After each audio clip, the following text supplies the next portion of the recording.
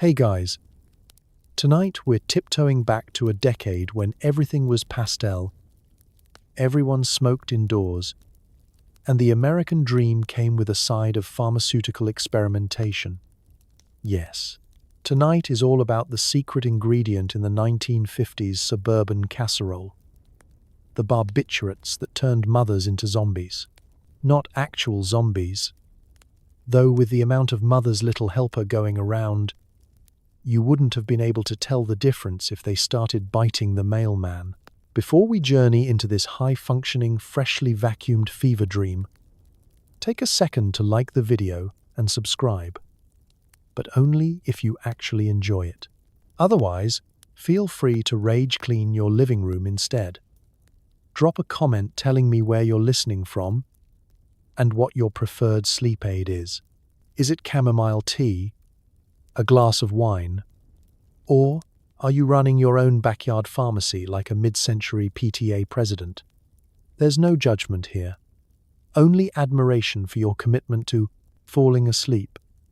Now, dim those lights, switch on a fan for that sweet white noise. Maybe slide under a blanket and pretend it's lined with asbestos for historical accuracy.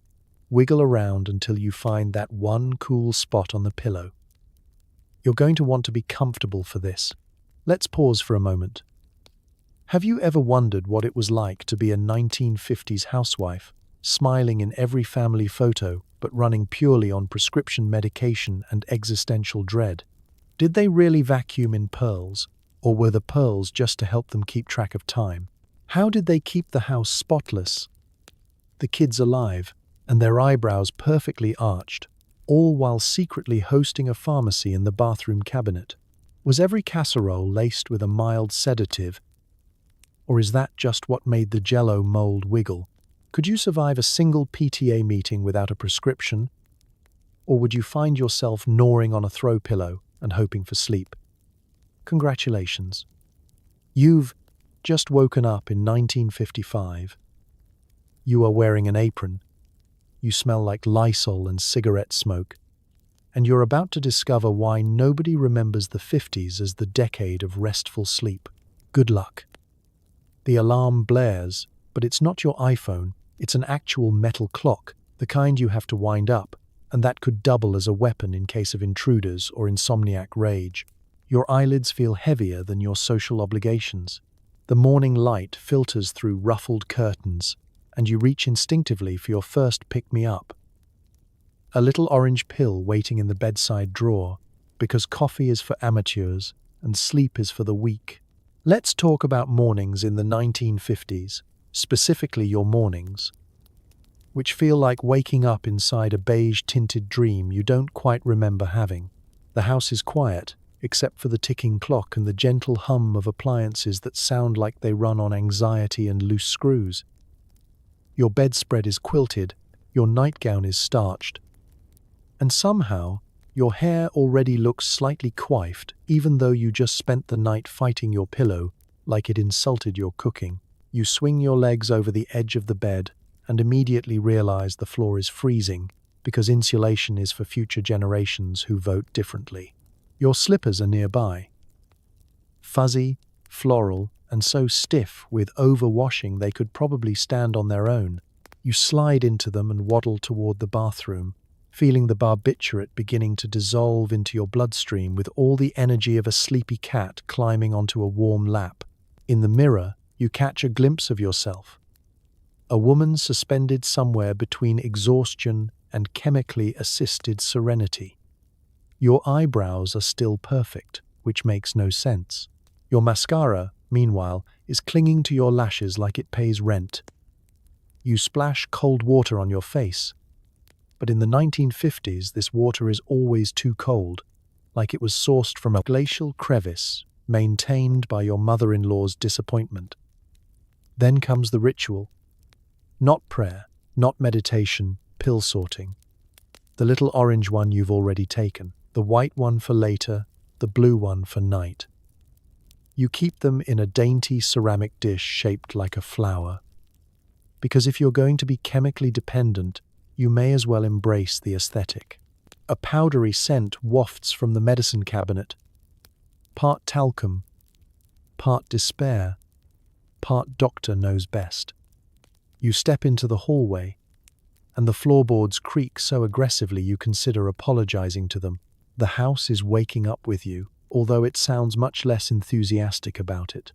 The children's doors remain closed, thank goodness, giving you a few precious moments to pretend you're a serene 1950s goddess, instead of the zombie queen of Pleasant Street. Let's talk about breakfast. You haven't even started cooking yet, but you can already smell bacon because the smell lives here now, embedded permanently in the wallpaper molecules. The kitchen greets you in all its chrome glory. The counters shine. The toaster hums. The percolator bubbles and burps, like a swamp creature trying to communicate. You grab your coffee mug, the one with harmless little daisies on it, and take a sip, even though coffee in 1955 basically tastes like burnt hopes and the inside of a mechanic's boot. As the pill continues its gentle ascent through your system, the room softens. The worries blur.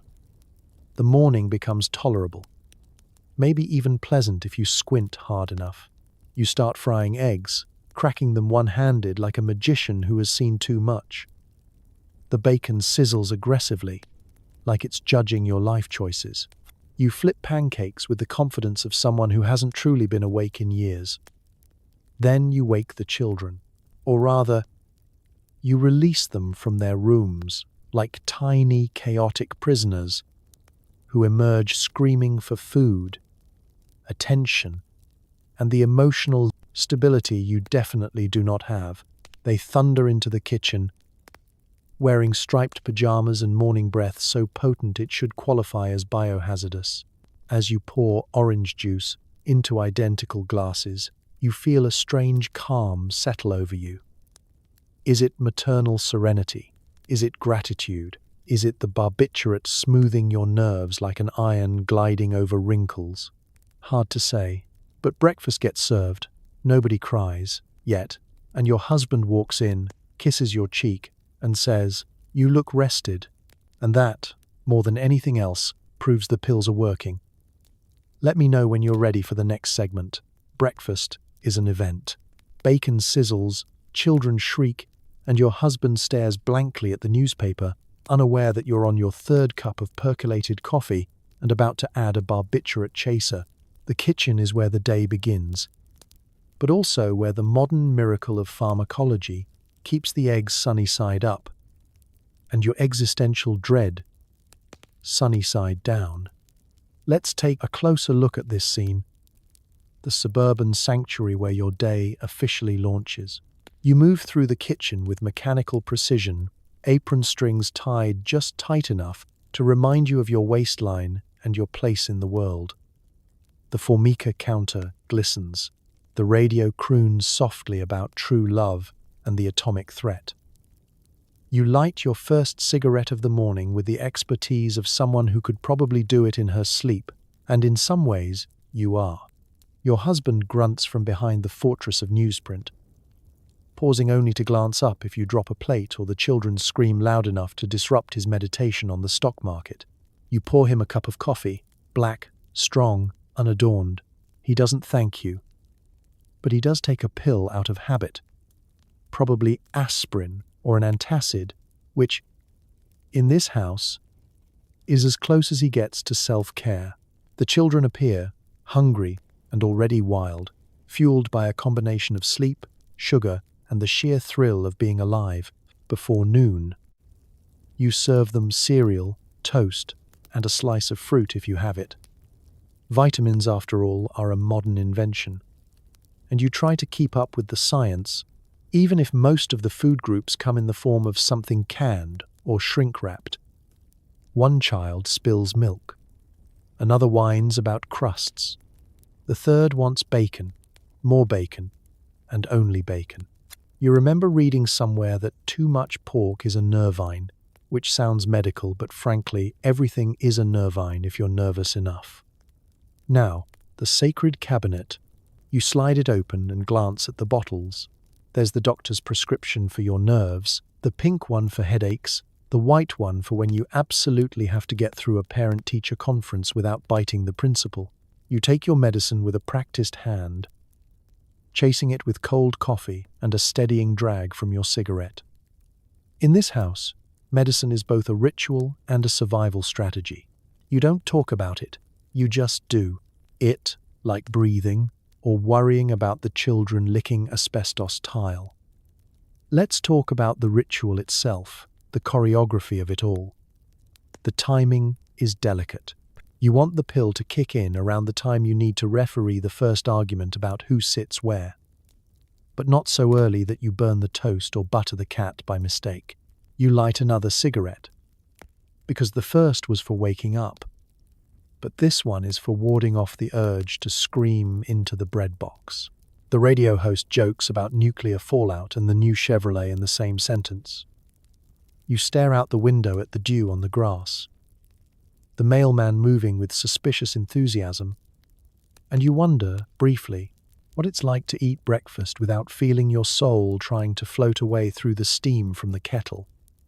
There's a rhythm to it all, the pop of the toaster, the clatter of dishes, the shouts of children, the steady drip of caffeine and barbiturates into your system. You wipe the counter for the 5th time and realize you've forgotten why you started. The children are already asking for seconds, and your husband is muttering about taxes. You nod, smile, and refill everyone's cup. By the time breakfast ends, the kitchen looks like it hosted a tornado in Gingham. You round up the kids, scrub their faces, and hand your husband his briefcase as he leaves. Still oblivious to the quiet heroism of your medicated morning, you blow a plume of smoke toward the ceiling and brace yourself for the rest of the day. And as the chaos settles, you marvel, maybe even laugh, at the irony. The most sacred ritual in the 1950s home isn't prayer or gratitude or even eating together. It's that silent moment where you take your medicine, exhale, and hope the world will be gentle just until lunch. You glide through the living room like a ghost in a floral apron, clutching a can of Pledge and a glassy smile. Thanks to pharmaceutical assistance, the vacuum cleaner seems to float, and you're not entirely sure if you're dusting the mantle or communicating with it telepathically. Either way, the house is spotless, and so is your memory of the last 3 hours. Let's set the scene. Sunlight slants through gauzy curtains, illuminating dust motes dancing in the air. An impromptu floor show for your semi-sedated brain. The living room smells like lemon and the faintest whiff of existential crisis. The couch is vacuumed, the pillows fluffed, the magazines fanned out in an arrangement that says, "We definitely don't eat frozen pizza on the couch and watch soap operas in this house." Every surface shines, and every knick-knack stands at attention, like tiny soldiers ready for the Home and Garden magazine photo shoot that will never arrive. With each pass of the vacuum, you enter a meditative state, part Zen monk, part Roomba with unresolved issues. You polish, you straighten, you pick up a toy and briefly consider the futility of it all before arranging it in the biomet. Exact spot your child will reclaim it and leave a sticky handprint. The record player hums softly in the background, spinning Perry Como or maybe something a bit more raucous if you're feeling bold, Elvis perhaps. Though you'd never admit it to the ladies at Bridge Club. You might think of cleaning as a simple task. But in the 1950s, it's a competitive sport. Every housewife is judged by her baseboards. You'd sooner admit to a gambling addiction than a streaky window. The neighbors are always watching, ready to drop a just-popped-by visit and glance discreetly at your coffee table for signs of dust or, worse, neglect. You keep a spare can of air freshener in every room, just in case someone asks to use the bathroom, and you need to create the illusion that your home always smells like a citrus grove instead of whatever was growing in last week's forgotten Tupperware. Your movements are automatic, guided by a to-do list etched into your muscle memory and a mild, pharmaceutical haze. You sweep, you mop, You vacuum the same patch of rug 3 times, mostly because you can't remember if you already did it.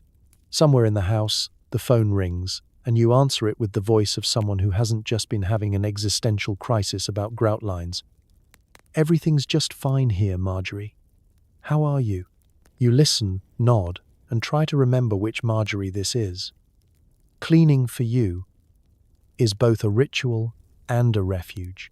It's a way to assert control over the only domain you're allowed to claim, even if the illusion slips whenever the kids unleash chaos, or your husband leaves a trail of socks like breadcrumb clues to his indifference. You polish the silver, dust the shelves, rearrange the flowers in the vase, plastic of course, so they never wilt, even if you do, and all the while you smile. That practiced, perfect housewife smile. The kind that says, "I've got everything under control," even if everything includes a growing dependence, prescription sedatives, and a suspicion that you're living the same day on repeat. The mailman waves as he walks by the window, and you wave back, wondering if he notices that your hair hasn't moved since Eisenhower took office. Eventually, you finish. Or at least, you decide to stop for now. Because if you keep looking, you'll find one more thing to clean, one more spot to scrub, one more corner where reality might leak through. You survey your spotless kingdom, exhale, and feel a tiny flicker of accomplishment, even if it's a chemically assisted one. And when the doorbell rings and the neighbor drops in, you're ready.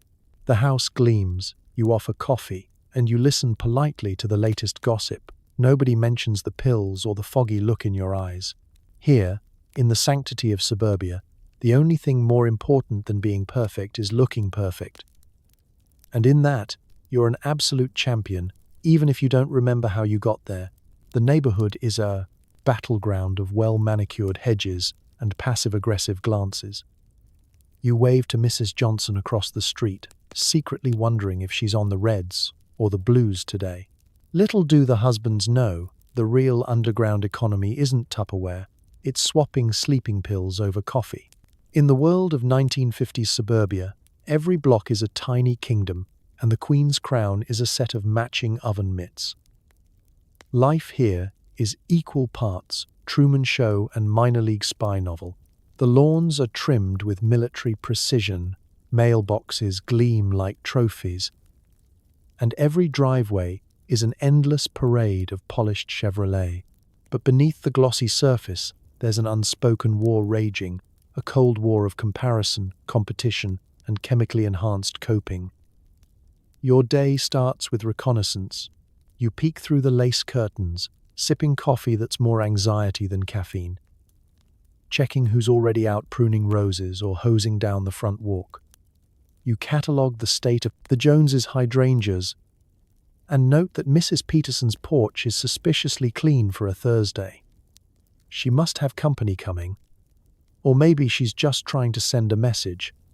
Step up your game, neighbor. In this arena, even garbage day is a strategic event.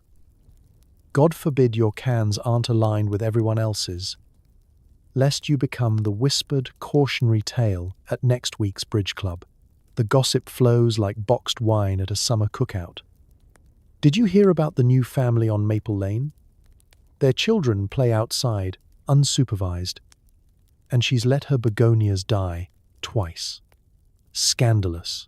The currency of the realm is information. Who's gained weight? Who's lost their patience? Who's let their grass grow past regulation length? If you ever feel a chill run down your spine, it's not the wind. It's Mrs. Hargrove from 3 doors down, staring at your recycling bin and mentally taking notes for her next phone call. But the real business happens behind closed doors, over weak coffee and coffee cake that tastes suspiciously like sawdust. You invite a friend over, ostensibly to trade casserole recipes, but everyone knows what's really on offer. You sit at the kitchen table, voices hushed, and the pillbox appears, discreet, color-coded, and filled with hope. Reds for when you need a little pep, blues for when you need to shut off the world. yellows for just in case. You offer up a couple of pills with a practiced hand and receive a different set in exchange, as if participating in a pharmaceutical secret Santa. No one talks about it openly, of course. The rules of suburban survival are clear.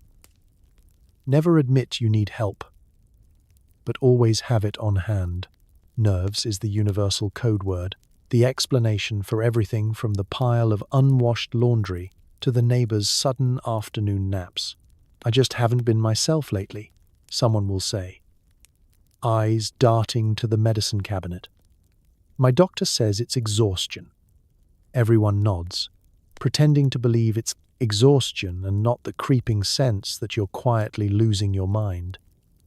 Even the doctors are in on it. They hand out prescriptions with the breezy confidence of a bartender mixing martinis. You seem tense, Mrs. Miller. Let's try something to help you relax. The pharmacy drive-through is busier than the church parking lot on Easter Sunday. The pharmacist knows everyone's secrets but keeps them locked up behind a wall of glass and a polite smile. Surveillance goes both ways, of course. You judge, but you are also judged. That's the real thrill and terror of suburban life. You keep your own secrets tucked away, but you know the moment you slip, miss a garbage day, send the kids to school in wrinkled clothes, let the hedges get too wild, the news will spread faster than the flu at Sunday school. If you're unlucky, you might become the star of the next gossip cycle.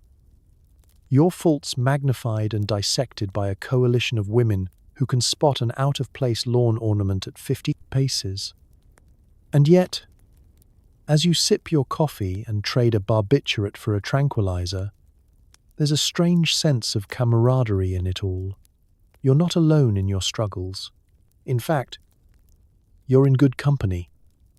An entire community of women bound together by whispered worries, judgment, and a rainbow of pills tucked away behind a spice rack. Because out here, the hedges aren't the only thing keeping up appearances. Welcome to the monthly PTA meeting, where the only thing more dangerous than the cafeteria tuna surprise is the collective cocktail of prescription drugs and suppressed rage.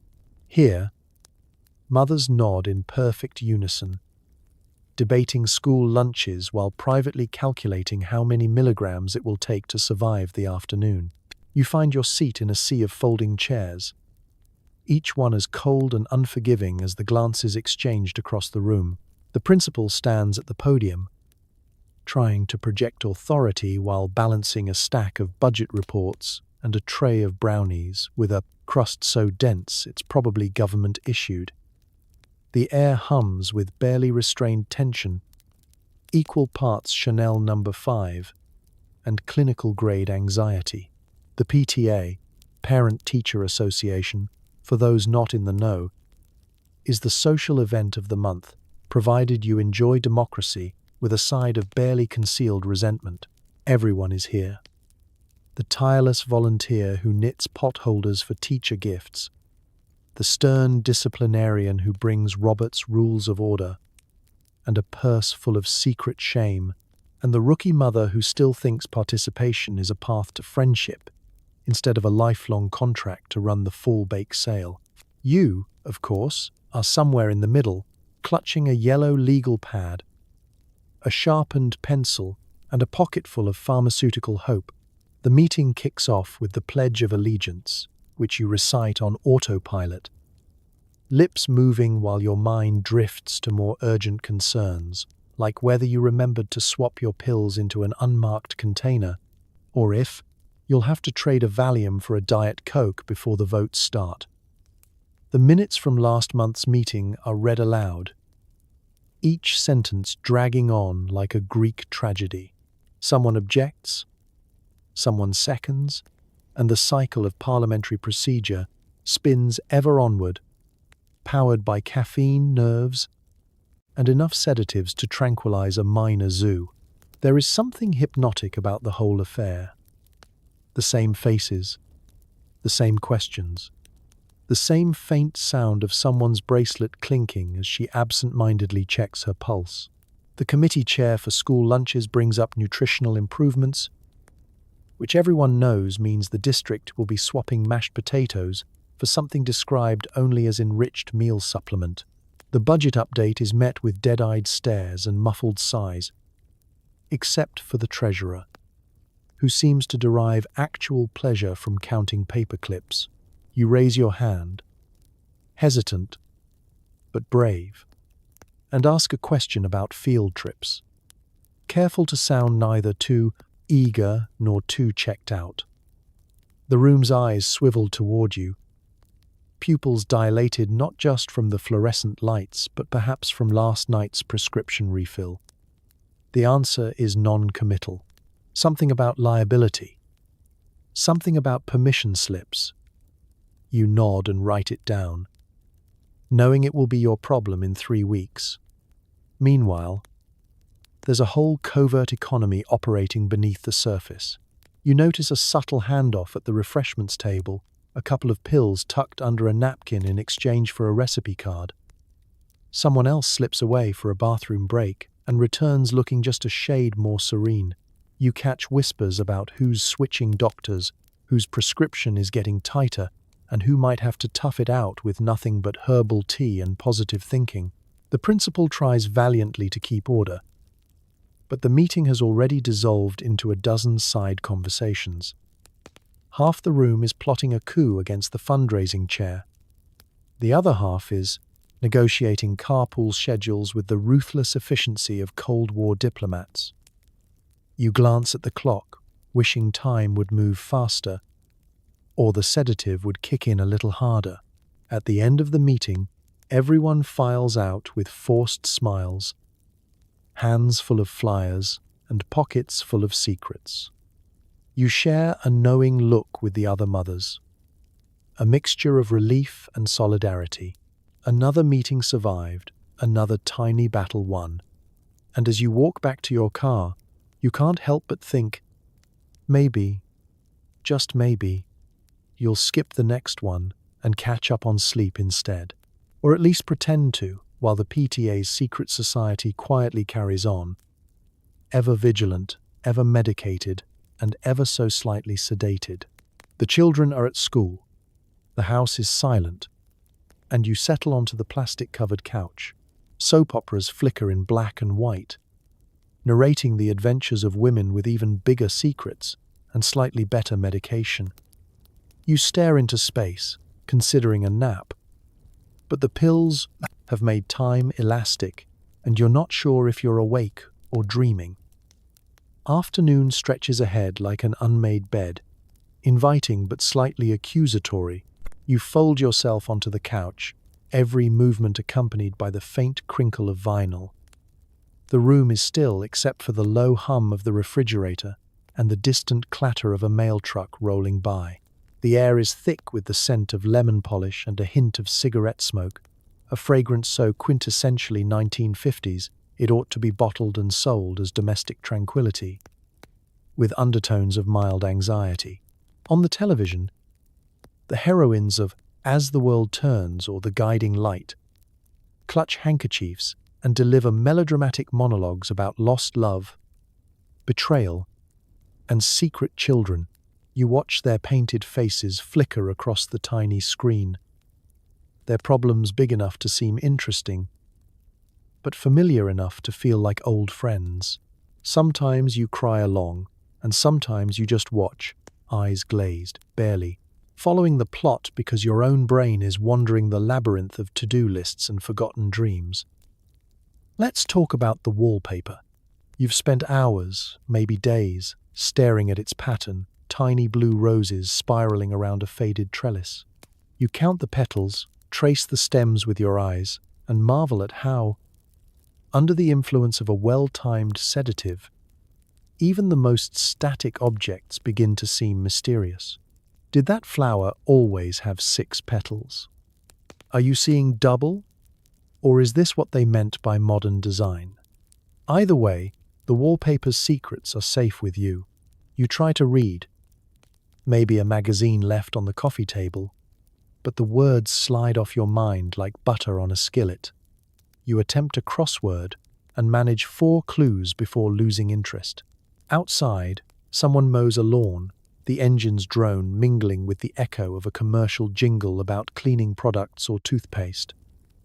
It all blurs together in a soft wash of white noise. At some point, you remember to check the time. The clock on the wall ticks forward, but it feels as if the afternoon has folded in on itself. Did you start watching your show at 1 o'clock or o'clock? Was it today or yesterday that the plot twist happened? Did Sheila really steal her own baby? Or is that just a recurring dream? The hours slip through your fingers like sand. You consider napping, but worry you might not wake up until next Thursday. Or worse, wake up and find nothing has changed except the episode number. Of course, there's always the temptation to be productive. The ironing board is calling from the corner, the laundry basket is full, and the casserole for dinner isn't going to assemble itself. But inertia is a powerful force, especially when chemically assisted. You think about getting up. You almost do. But then the protagonist on TV faints gracefully into the arms of a handsome doctor, and you decide you'd rather witness her breakdown than risk your own. Sometimes you drift into a half-sleep, lulled by the gentle static of the TV, and the comforting knowledge that, at least for this hour, nobody needs you. Not the children, not the husband, not the PTA. You're invisible, untethered, and perfectly still. A ghost haunting your own living room, wrapped in the safety of barbiturate haze and floral print. Eventually, the school bus rattles down the street, the magic spell broken. You rouse yourself, smooth your hair, and rehearse your smile in the hallway mirror. The afternoon ennui dissipates, replaced by the routine of snacks, homework, and dinner. You return to the role of mother, wife, and suburban caretaker, ready to pick up the script right where you left off. Because in this house, the show must always go on. The pharmacy is the heart of every shopping plaza, and the pharmacist knows your family history better than your own mother. You pick up your prescription with a wink, grab groceries, and maybe snag a new lipstick. The kind that promises long-lasting color and short-term euphoria. Let's take it from the top. You slip into your best house dress, brush a little rouge onto your cheeks, and smooth your hair with enough hairspray to keep it immovable in a small hurricane. Shopping, after all, isn't just a chore, it's a public performance. The world is a stage, and your cart is the prop. You grab your handbag, your list, and your last shred of patience, then march out the door, determined to conquer the produce aisle and your own quietly fraying nerves. The parking lot is a parade of station wagons and pastel sedans. You step out into a world that smells like gasoline, fresh-cut grass, and optimism laced with mild panic. There's always a moment when you consider leaving it all behind and driving straight to the next state.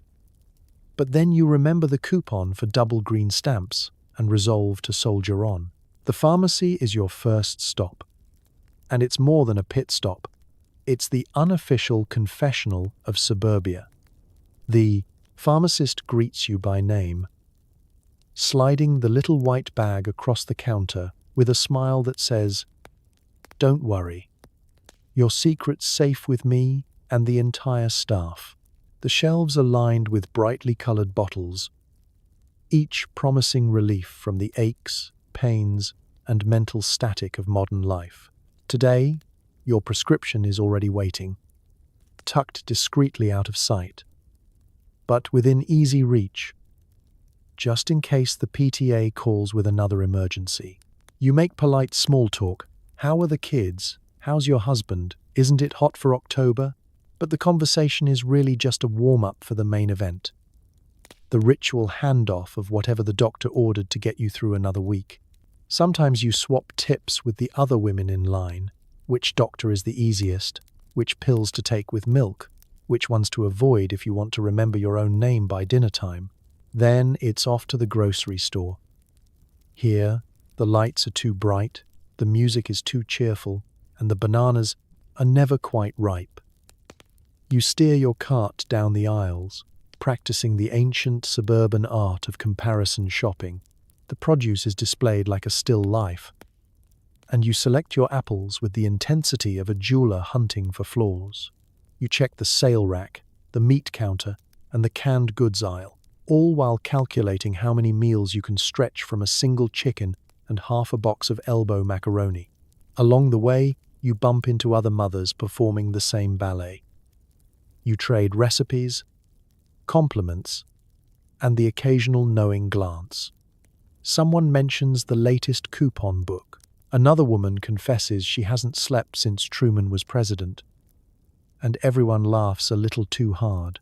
It's understood. Everyone here is running on caffeine, willpower, and a few chemical pick-me-ups courtesy of modern medicine. Your cart fills slowly with all the essentials.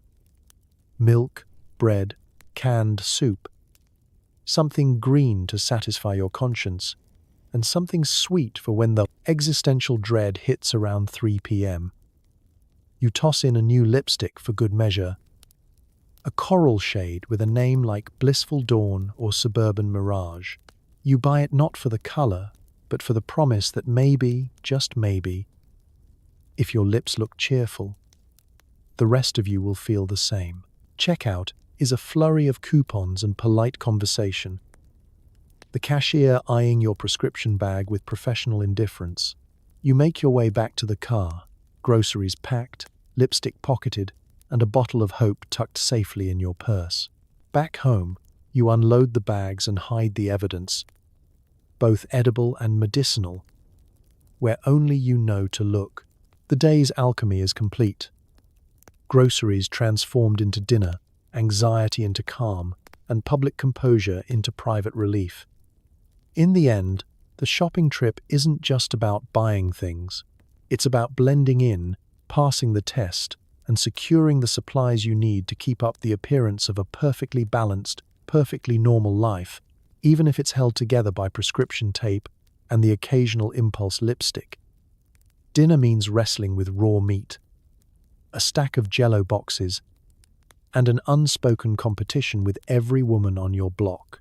Luckily, you've mastered the art of the casserole, and the secret ingredient isn't in any cookbook. It's small, chalky, and technically FDA approved. Let's begin in the kitchen, where the late afternoon light glints off chrome canisters and pastel appliances, and the Formica countertops hum with potential and mild regret. You roll up your sleeves, survey the evening's battlefield, and consider your arsenal. A family pack of ground beef, a pyramid of canned soup, and more varieties of Jell-O than any rational society should have invented. The air is heavy with anticipation and just a whiff of desperation. It's not just about cooking, it's about performance. You're not feeding a family, you're defending your honor against the ghost of Betty Crocker and the living spectre of Mrs. Caldwell 2 houses down, whose scalloped potatoes have haunted every block party since 1953. There's a tacit agreement among the women here. If your casserole flops, you have failed not only as a chef, but as a wife, a mother, and a functioning cog in the great suburban machine. So you get to work, assembling layers of noodles, canned vegetables, and something that might have once been cheese. The children are underfoot, demanding snacks and attention, and occasionally participating in experimental indoor sports involving whisks and marbles. The husband is either fixing something in the garage or hiding with the newspaper, hoping to emerge only once dinner is announced, like it's an international peace accord. As the kitchen grows hotter, you pause and reach for your real secret weapon. A little white pill nestled next to the bouillon cubes. You pop it discreetly, wash it down with a gulp of tap water, and feel the afternoon anxiety begin to recede, replaced by a fuzzy sense of focus. With the edge taken off, you can now turn your attention back to the great American question: How many things can you suspend in lime gel? Oh, before it's considered a crime against nature. There's something almost magical about the way recipes circulate through the neighborhood. One week it's chicken a la king copied out on an index card. The next, it's mystery loaf, which, depending on who made it, contains either ground beef, canned tuna, or a legally questionable amount of Velveeta. Each dish arrives with a story, a side eye, and the unspoken implication that someone's marriage depends on the outcome. You consult the recipe book, dog-eared and annotated in a code only you understand. Good for Wednesdays, don't serve to the Johnsons. You open a can of mushroom soup, pour it over whatever's in the baking dish, and top it with a layer of crumbled potato chips for texture, flavor, and plausible deniability. You set the timer, wipe your hands, and realize you've just created something that is legally food but emotionally complicated. Dinner prep isn't just about the food. It's a ritual of multitasking and mild self-medication. Between stirring the sauce and keeping the children from sword fighting with spatulas, you check the mail, switch the laundry, and reapply lipstick just in case anyone comes to the door. The radio keeps you company, blaring advice from experts on everything from stain removal to marital harmony, neither of which you're convinced are achievable. By the time the casserole bubbles and the jello has set, you're exhausted but triumphant. The table is laid, complete with napkins folded into improbable shapes. Your family gathers, each member assuming their position like actors in a scene they've rehearsed since birth. Your husband smiles. The kids groan about peas, and you ladle out another serving of calm, both literal and pharmaceutical. Because in this house, dinner isn't just a meal. It's proof that, no matter what, you've survived another day, one casserole, one pill, and one unspoken victory at a time. The sun is setting, the husband is home, and the living room fills with the sound of clinking ice cubes. It's cocktail hour, where gin, vermouth, and barbiturates form the most popular love triangle of the decade. You sip, you smile, and you pray nobody asks about your day, because you honestly can't remember it.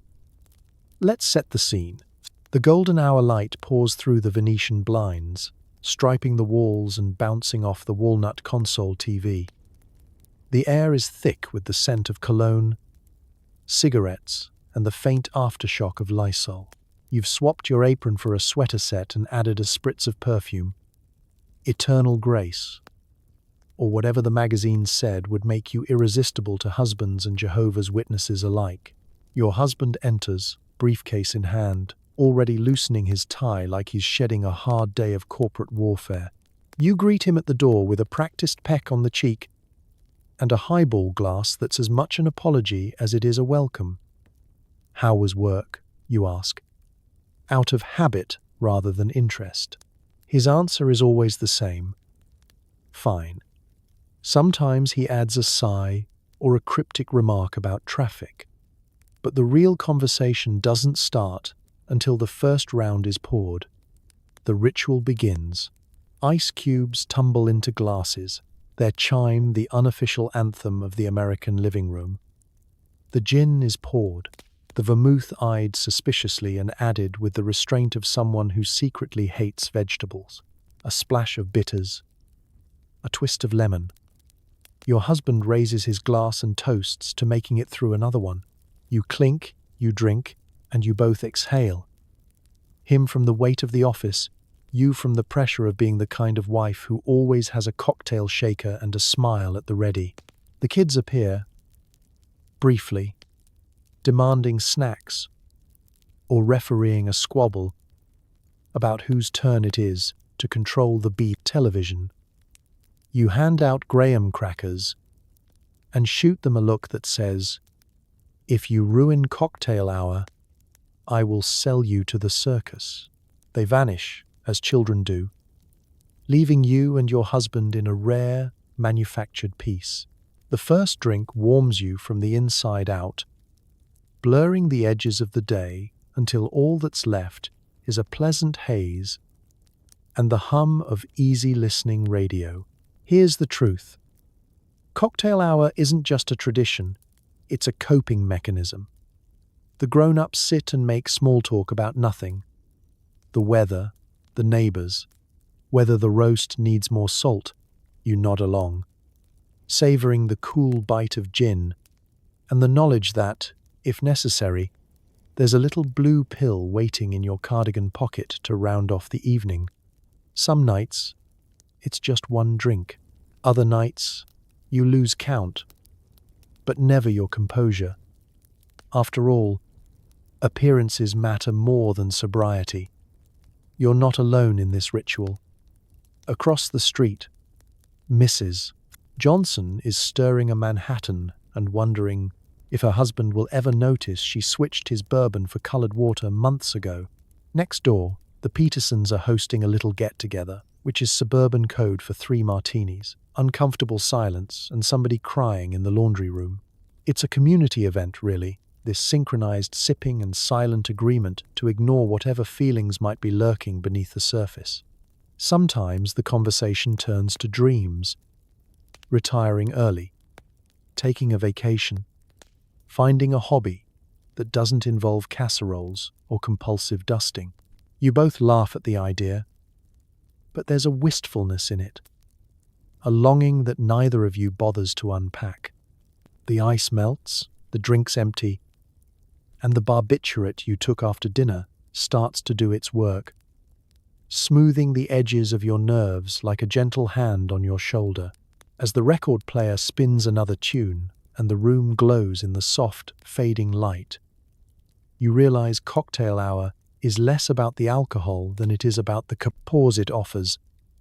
A brief, shimmering moment where everything feels a little softer, a little kinder, a little less overwhelming.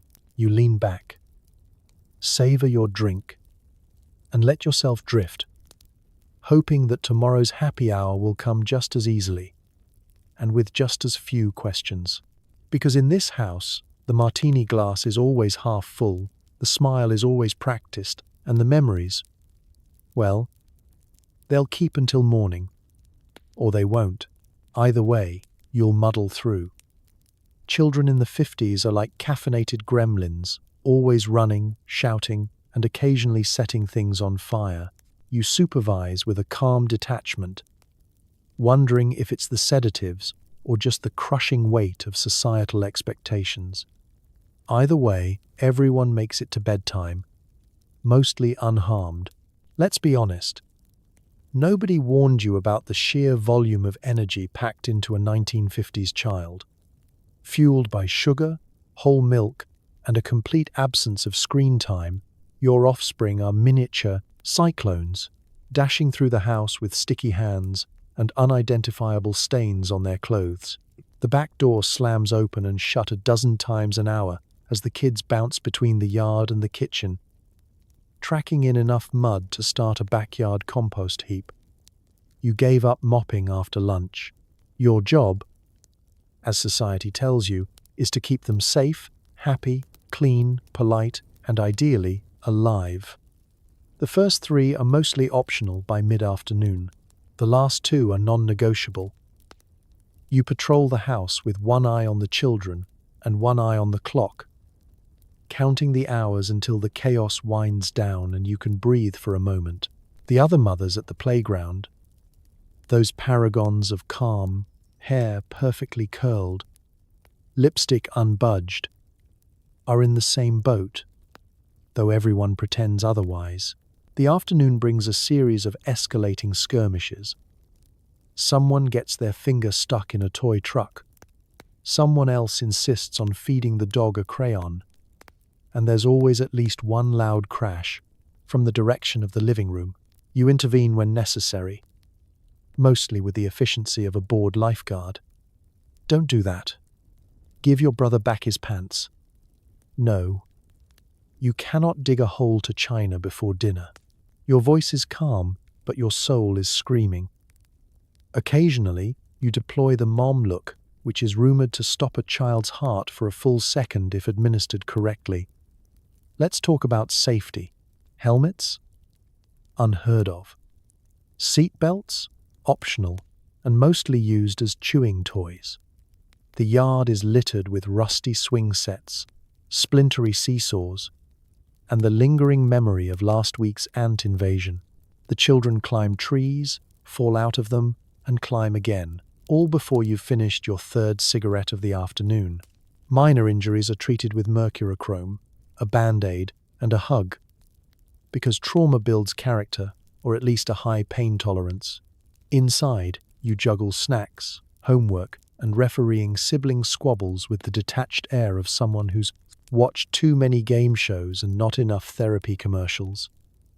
You hand out cookies, pour glasses of orange tang, and remind everyone, again, not to run with scissors.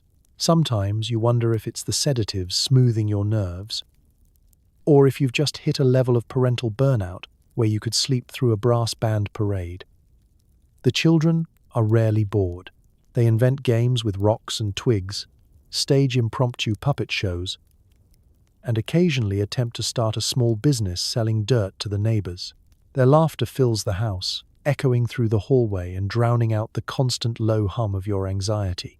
You catch glimpses of yourself in the hallway mirror, a mixture of pride and exhaustion, mascara smudged, hair escaping its pins. And you wonder how your own mother did it without pharmaceutical backup. Evenings are the final test. You shepherd everyone through dinner, bath, and pajamas, ignoring minor scuffles and major protests about spinach. Bedtime. Stories are read with one eye open, your voice on autopilot as the kids demand just one more. Eventually, they're tucked in, the lights are off, and you can finally exhale, though you keep one ear open for the inevitable midnight request for water, a missing teddy bear, or an existential question about death. As you tiptoe out of the room, you marvel at your survival, and theirs. Another day in the books. Another small miracle. In the 1950s, keeping the kids alive is less about perfect parenting and more about endurance, humor, and, let's be honest, a little pharmaceutical assistance. You're not just a mother. You're a one-woman search and rescue team, field medic, therapist, and referee. Congratulations, everyone made it through another day, mostly unharmed. Night falls, and it's time to read bedtime stories. You choose something gentle, perhaps a tale about a kindly wolf or an inexplicably drowsy princess. You yawn your way through the pages, marveling at the fact that in this house, happily ever after comes in a child-proof bottle. Let's set the scene. The living room is finally quiet, the children are bathed, mostly, and the sweet scent of baby powder hangs in the air. Pajamas have been wrestled onto wiggling bodies, teeth have been brushed with a blue gel that claims to taste like bubblegum, but mostly tastes like defeat, and the last glass of water has been fetched. You settle into the groove of a worn mattress, or onto the edge of a twin bed. The bedtime book. A familiar friend that's been chewed by the dog and colored on by the youngest artist in residence. The kids crowd close, still sticky from the day, wide-eyed and wide awake, despite your best efforts. You begin to read, your voice soft and melodic, working overtime to lull your audience into slumber. The stories you choose are classics, but you can't help adding your own edits. Once upon a time, there was a princess who went to bed without complaint and didn't ask for water at midnight. Fantasy, but a mother can dream. You read about wolves who bake cookies, bears who share porridge, and princesses who fall asleep for 100 years, possibly after taking something from the medicine cabinet. You notice the irony isn't lost on you. Sleep, in fairy tales, is always a reward or a curse. In your house, it's mostly a negotiation. You marvel at the stamina of your children, who, unlike you, seem immune to all forms of exhaustion. As you plod through Goodnight Moon for the 50th time, your eyelids grow heavy, your sentences trail off, and you realize you're nearly as sleepy as the old lady whispering hush. Sometimes the questions come. Why is the wolf nice in this story but mean in the other one? Why can't the princess just stay awake? Will I have to fight a dragon when I'm older? You answer with a practiced blend of wisdom and distraction, careful not to say anything that will spark a new round of existential dread. Everyone has a bedtime. Even dragons, you whisper, hoping that's enough. In the quiet between stories, your mind drifts to your own version of happily ever after. Maybe it's a full night's sleep without interruptions. Maybe it's a morning where nobody asks for pancakes shaped like cartoon animals. You remember your own childhood, bedtime stories read by a mother with far less pharmaceutical support, who somehow managed to tuck you in and keep her sanity, or at least hide the cracks. You wonder if your kids will remember these moments as magical, or just mildly confusing, punctuated by your occasional mid-sentence yawn. When the final page is turned and the lights dim, you perform the last rites of bedtime, tucking in blankets, adjusting stuffed animals, and giving one last kiss on a warm, slightly sweaty forehead.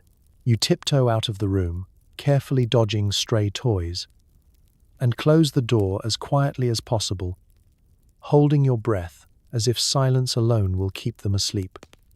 Back in your own room, you reach for your own bottle of happily ever after, a small pill, swallowed with a sigh of relief and a hope that tonight you'll sleep as soundly as the fairy tale princess. You pull up the covers, close your eyes, and let yourself drift, knowing that tomorrow the cycle will begin again. Breakfast, chaos, errands, cleaning, parenting, bedtime stories, and maybe, just maybe, another chapter closer to that elusive, dreamy ever after, even if it comes with a warning label. In your medicine cabinet sits a rainbow of salvation. Pinks for nerves, yellows for energy, blues for sleep, and reds for emergencies. You marvel at the organization, knowing that your sanity now depends entirely on the tiny, color-coded wonders of modern science. It's a marvel of mid-century engineering. Your pillbox. Some families have heirloom silver. You have a plastic organizer with the days of the week etched on the top in cheerful, unthreatening font. Each compartment is a miniature treasure chest, holding your passport to composure, energy, and that sweet, manufactured sense of everything's fine. You run your finger over Monday, pop open the lid, and consider your options. Let's walk through the daily routine. The pink pill comes first. Just as the coffee perks and the children begin their pre-breakfast stampede. For nerves, the doctor said, scribbling with a fountain pen and not making eye contact. Nerves about what? Nerves about everything. You take the pink pill and feel the morning's static dial down from blaring sirens to a gentle, manageable hum. Midday brings the yellows, designed for energy, or at least the illusion of it. You swallow them with a glass of iced tea, the kind that tastes mostly like water and regret. The yellow pill is supposed to help you face the avalanche of chores, vacuuming, ironing, folding laundry into shapes not found in nature. Sometimes you feel the boost, sometimes it's more of a placebo, but either way, you keep taking them because sluggishness is not a valid excuse in this neighborhood. Afternoons are for the reds, but only if strictly necessary. The red pill is your break glass in case of emergency option. Emergencies include, but are not limited to, spilled grape juice on the good sofa, a phone call from the school principal, or discovering the dog has eaten another sock. The reds are potent, reserved for days when the universe conspires against you and you need something with the power to flatten even the most aggressive bout of anxiety. You treat them with reverence and a pinch of fear. Evening brings the blues. These are the gentle ones, the sleep inducers, the chemical lullaby that sings you into unconsciousness when the ticking of the kitchen clock and the memory of today's failures won't let you rest. The blue pills are the closest thing to a fairy godmother you have, there to whisk you off to dreamland, even if the dreams are just reruns of the day's chaos, only with better lighting. You take pride in your organizational skills, lining up the bottles in order of necessity and effectiveness. The labels are comforting, each with its own promise. Soothes anxiety, restores vitality, for restful sleep, for fast relief. The side effects are listed in microscopic type, but you choose not to read them. Why ruin a perfectly good placebo with facts? There's a small thrill in the ritual, a sense of control amid the mess of daily life. You know precisely when to take what, and woe betide the person who tries to interfere with your schedule. The children know better than to play with the pillbox. Your husband, blissfully unaware, assumes the contents are as benign as vitamins. You don't correct him. Some things are easier left mysterious. Sometimes, you wonder what life would be like without the colors. Would you simply unravel, dissolve into a puddle of nerves and exhaustion on the kitchen floor? Or would you adapt, become the kind of mother your own mother was, tired, stoic, surviving on grit instead of chemistry? But then you remember, modern problems require modern solutions. And if the solution happens to come in a pastel tablet, who are you to argue? So you close the medicine cabinet with a satisfied click, your arsenal at the ready, and face the rest of the evening with renewed composure. You're not addicted, you tell yourself, just organized. And sometimes, that's the best coping strategy of all. Even with the help of science, sleep isn't guaranteed. You lie awake, replaying every slight, every PTA faux pas, and every questionable casserole. Insomnia visits like an old friend, and you debate whether to reach for another pill or just embrace the existential dread. Let's set the scene. The house is finally dark. The hum of the fridge, the only soundtrack. Your husband is already snoring. An uneven, rattling sound that's become as familiar to you as the tick of the bedside clock. You shift beneath crisp cotton sheets, staring at the ceiling. Your mind, which remained blissfully fuzzy all day thanks to a pharmaceutical haze, now sharpens with the precision of a tax auditor. Suddenly, the events of the day appear in high definition. Did you overcook the roast? Did Mrs. Johnson notice the stain on your blouse? Did you say something strange at the PTA meeting? Or just stand there, nodding, too sedated to form words? It's in these quiet hours that every tiny anxiety expands, taking up more space than your children's toys left out in the hallway. You recall that look the cashier gave you at the pharmacy. Was it pity or just gas? The more you try to relax, the faster your mind runs, darting from ancient embarrassments to tomorrow's to-do list, pausing only to replay every time you accidentally called your child by the dog's name. You consider your options, count sheep, boring, recite the names of every child in your child's class, humbling, or fixate on that creak in the attic and invent elaborate burglar scenarios that end with you heroically defending the household armed only with a bar of ivory soap. Occasionally, you try deep breathing, but that only seems to make you more aware of your heartbeat, which is now performing an unsolicited solo. You glance at the pillbox on your nightstand. The blue pill whispers its invitation. Just one more, and you can float away, but you hesitate, remembering last Thursday when you slept so deeply you dreamt you'd invented Spanx and woke up convinced you owned a patent. Besides, there's a certain nobility in battling your own mind unaided, isn't there? You roll over, fluff your pillow, and decide to wait it out. See if you can outstubborn your own insomnia. Sometimes, you look out the window, half expecting to see another light flick on in a neighbor's bedroom. Maybe Mrs. Peterson is also awake, scrolling through her mental archive of suburban humiliations. Maybe the whole block is lying in bed, a silent chorus of mothers staring into the void, united by sleeplessness and the world's worst kitchen curtains. The hours drag on. Your thoughts spiral from the silly, "Did I remember to thaw the chicken?"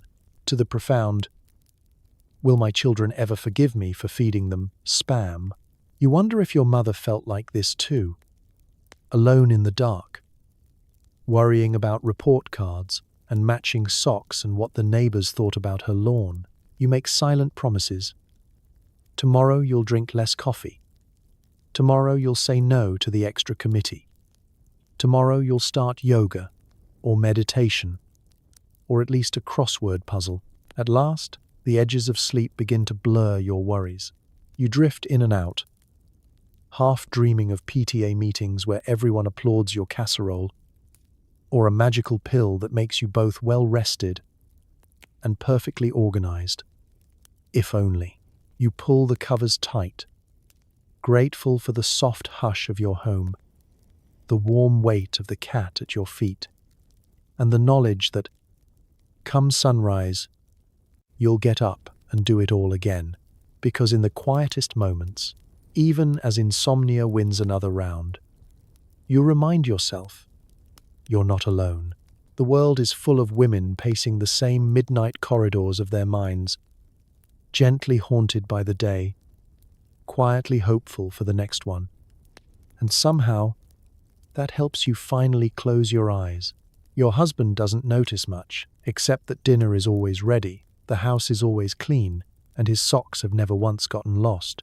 He suspects nothing, but sometimes wonders why you seem to smile through gritted teeth during reruns of I Love Lucy.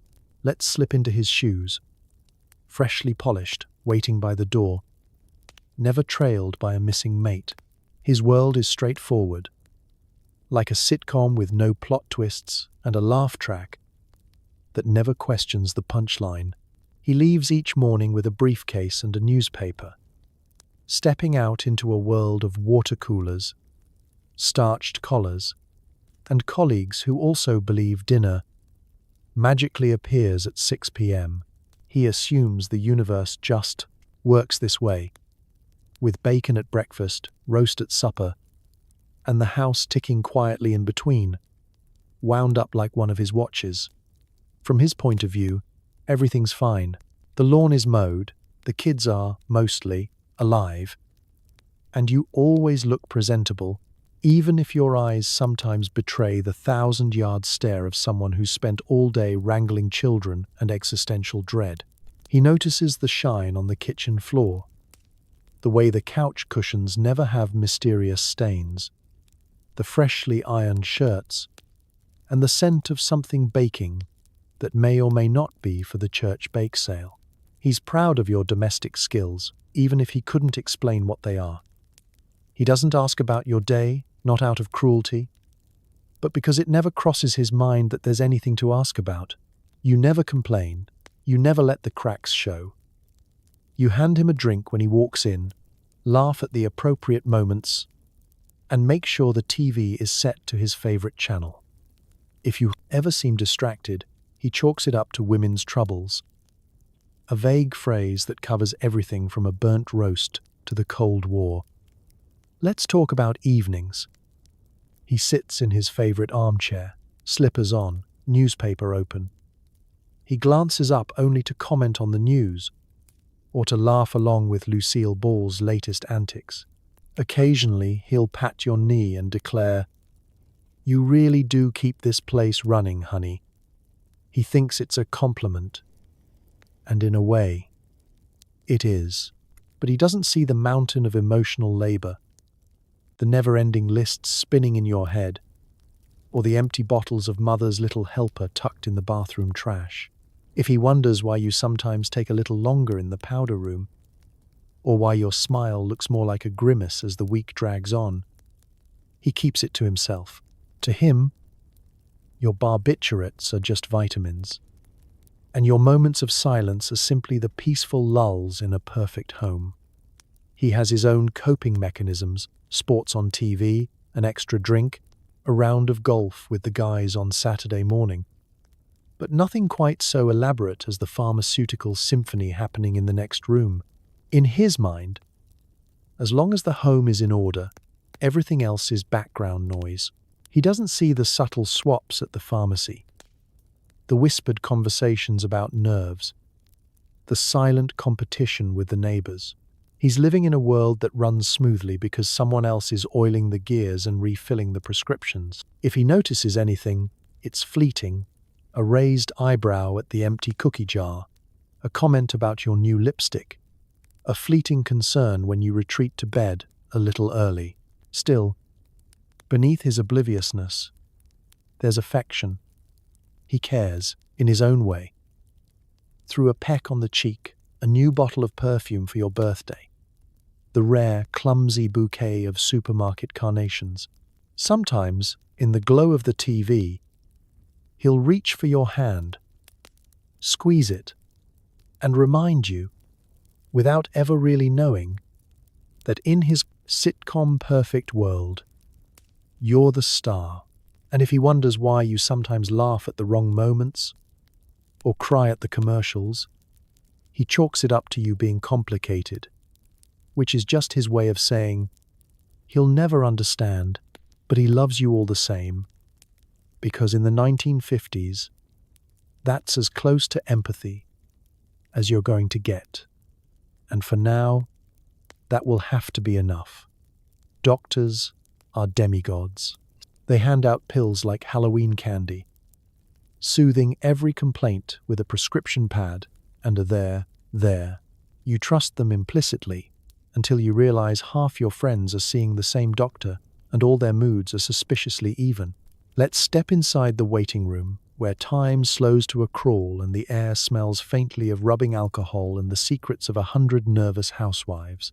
You sit quietly, hands folded over your purse, watching the parade of women before you, each one in sensible heels, clutching a tissue and practicing her "I'm fine, but not too fine" face. There's a choreography to it, the subtle cough, the tired sigh, the hint of tremble in the voice when mentioning nerves. No one mentions what's really going on, of course.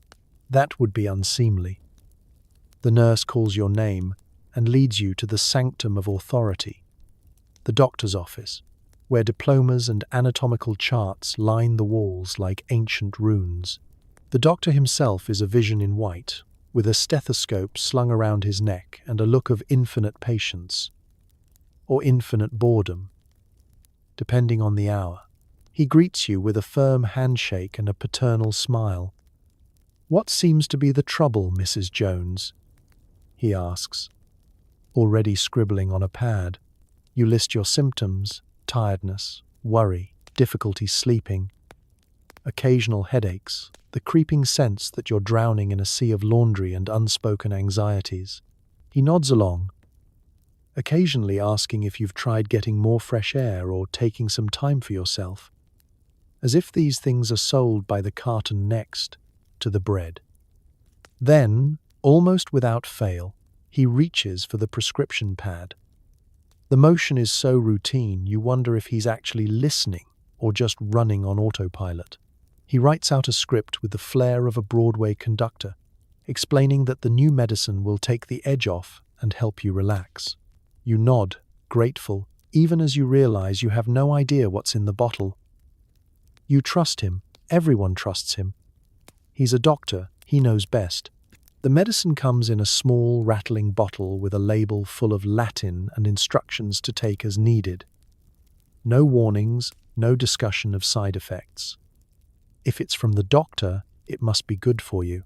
Back in the waiting room, you compare notes with the other women, careful not to sound too enthusiastic about the little blue or pink or yellow pills you've just acquired. He says, "I just need a little help with my nerves." Someone whispers.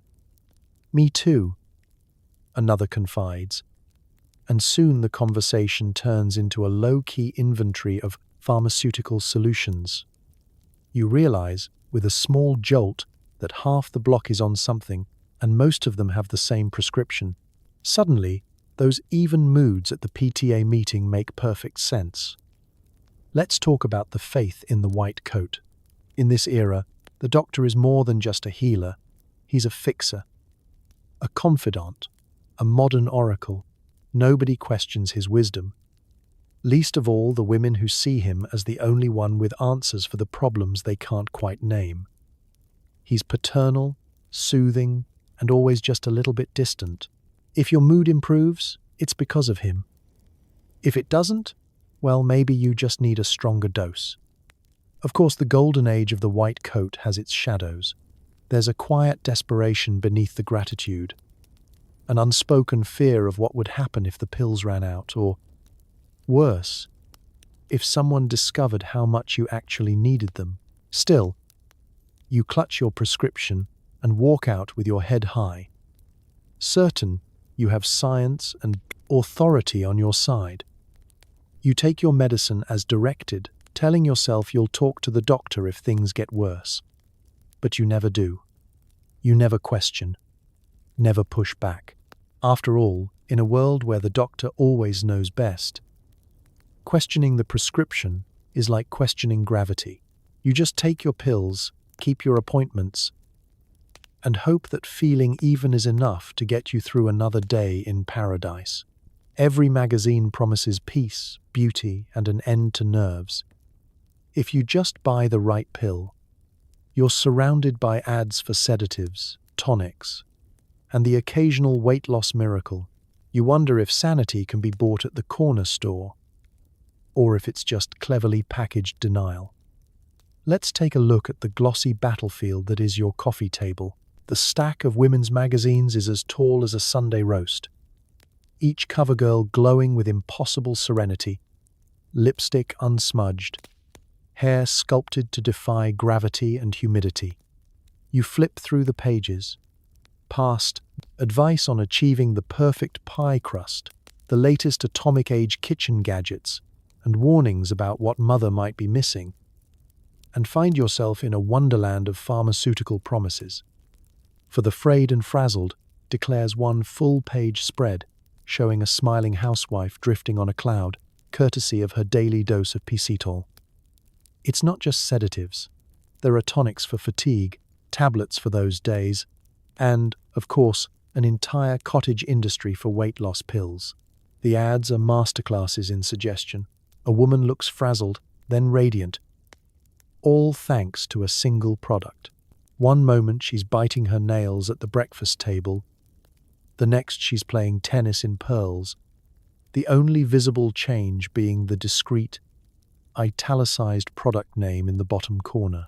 You start to wonder, has anyone, anywhere, ever looked this blissful folding laundry or plunging a toilet? Did their children truly become obedient angels after mother switched to Calmatron? Or are the kids just off screen, quietly dismantling the garage? You know, marketing is all about selling a fantasy. But when the fantasy comes in a child-proof bottle, the line between advertising and therapy starts to blur. Even the radio is in on the act.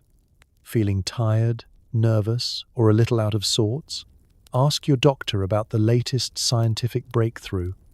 The announcer purrs between swing music and soap commercials. The neighbor's husband swears by a different brand every month.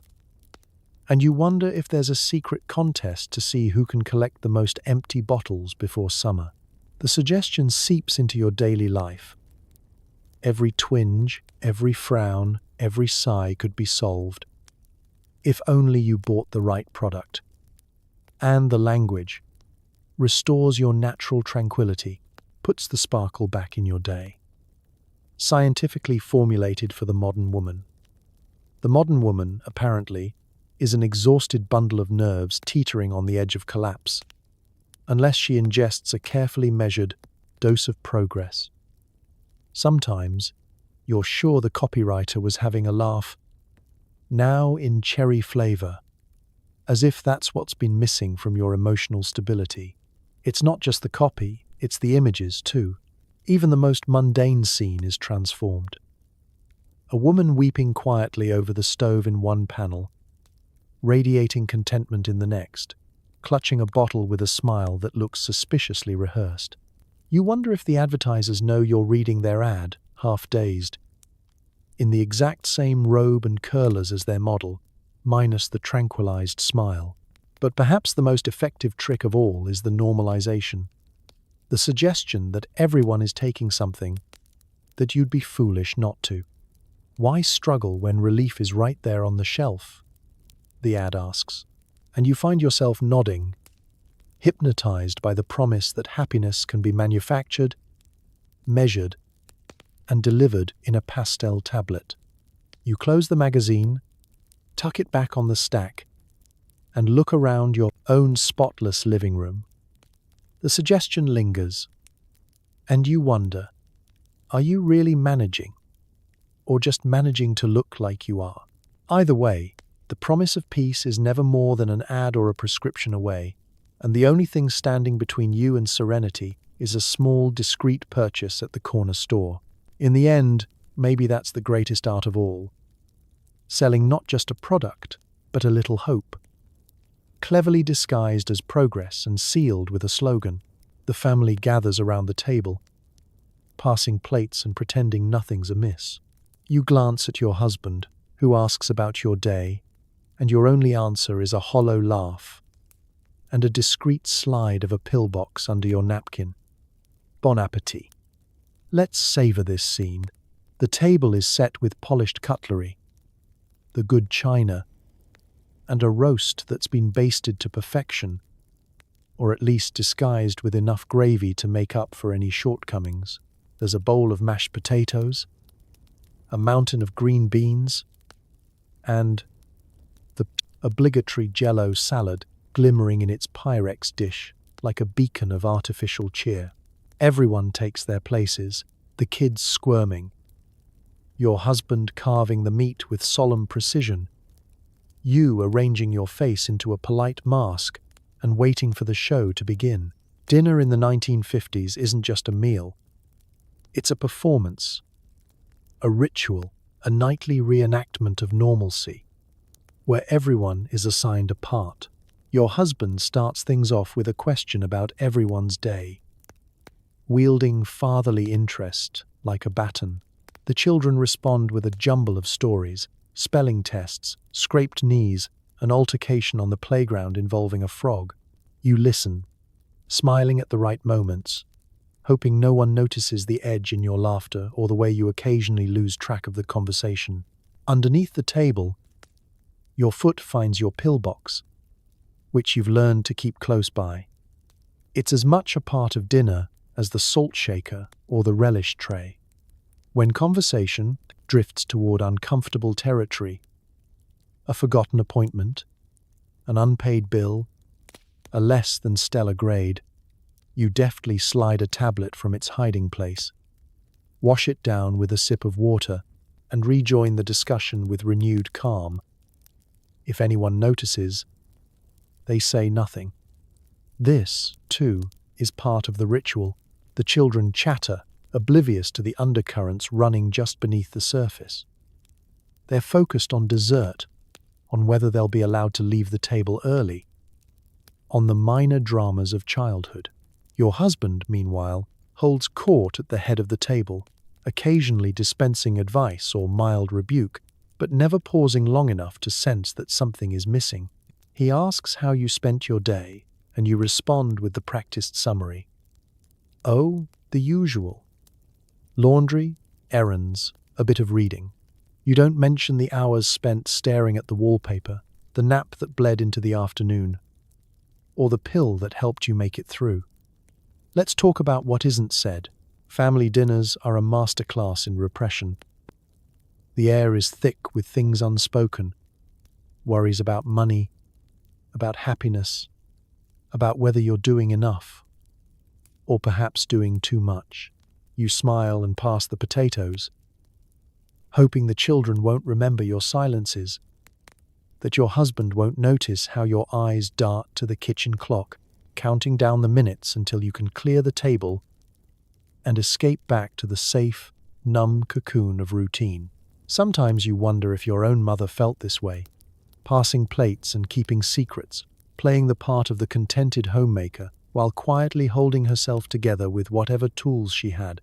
Maybe she, too, slipped away for a moment of peace behind the pantry door or leaned on a neighbor for support that never made it into the family photo album. As dessert is served and the children beg for seconds, you watch them, wondering if you're raising them to survive in a world that rewards silence over honesty. You hope they'll grow up with more choices, more room to breathe, more space to ask for help without fear or shame. But for now, you take another bite, nod at your husband's story about the office, and marvel at the resilience required to keep everything moving. One pill, one meal, one day at a time.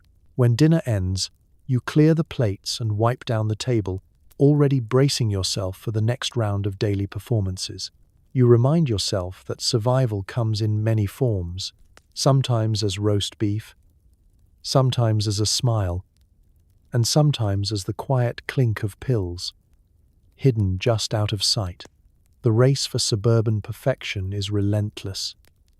You judge, and are judged, by lawn care, sandwich quality, and the stability of your smile.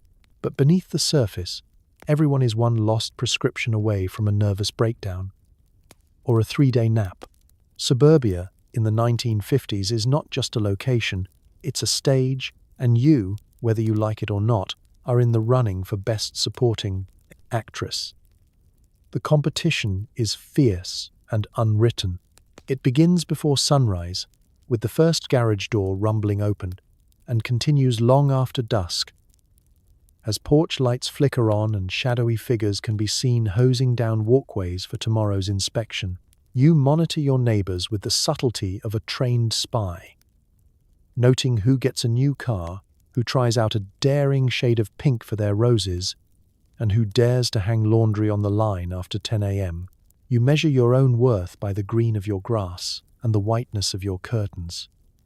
The pressure isn't just external. Every magazine you read, every commercial you hear, tells you what a real home looks like. There are checklists for everything: child behavior, school performance, the proper shape of a meatloaf. At the grocery store, you eye Mrs. Peterson's cart and mentally inventory its contents. Does she buy brand name peanut butter? Is her produce organic, or as organic as anyone can get in a world obsessed with canned peaches? You toss an extra box of crackers in your own cart, just in case there's a block party and you're expected to provide snacks for a dozen children, 3 of whom are allergic to flavor. It's not just about things, it's about presentation. Your house must always be ready for a surprise visit. Your hair, too.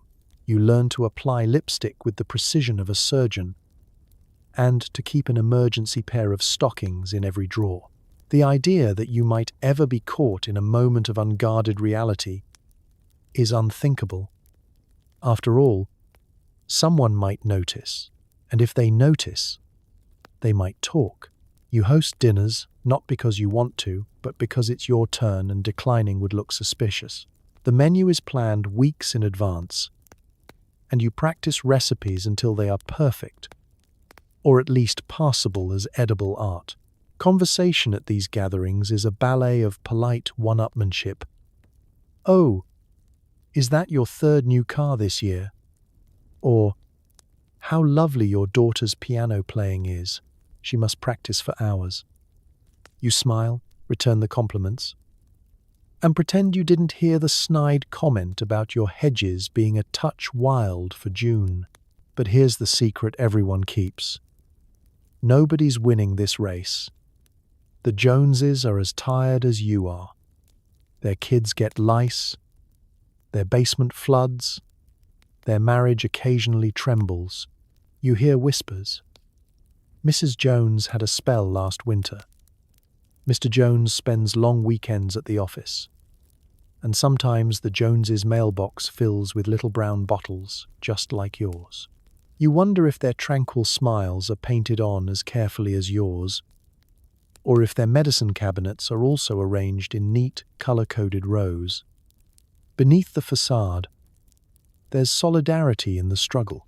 You trade tips in the school parking lot, where to find the best sale on lunch meat, which teacher goes easy on spelling mistakes, which brand of aspirin works fastest for tension headaches. Occasionally, there's a real moment of honesty, usually over coffee or after a second glass of wine. It's exhausting, isn't it? One neighbor admits. And for a second, you're allies, not adversaries. Still, the competition resumes as soon as the mugs are washed and the lipstick reapplied.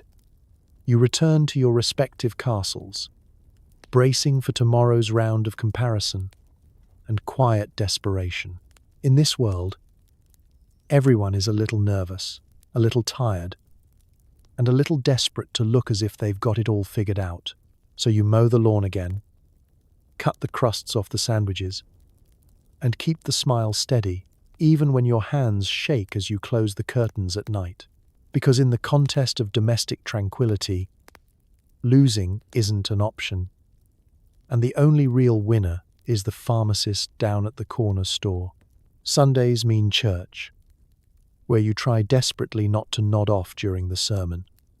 You pray for strength, patience, and maybe a pharmaceutical miracle to get you through the second verse of How Great Thou Art.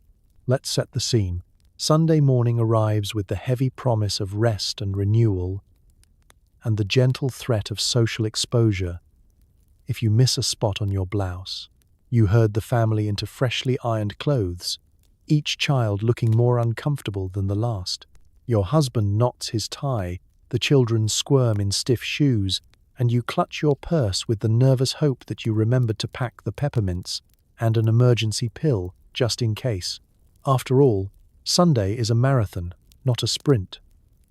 The church parking lot is a battleground of station wagons and pastel sedans.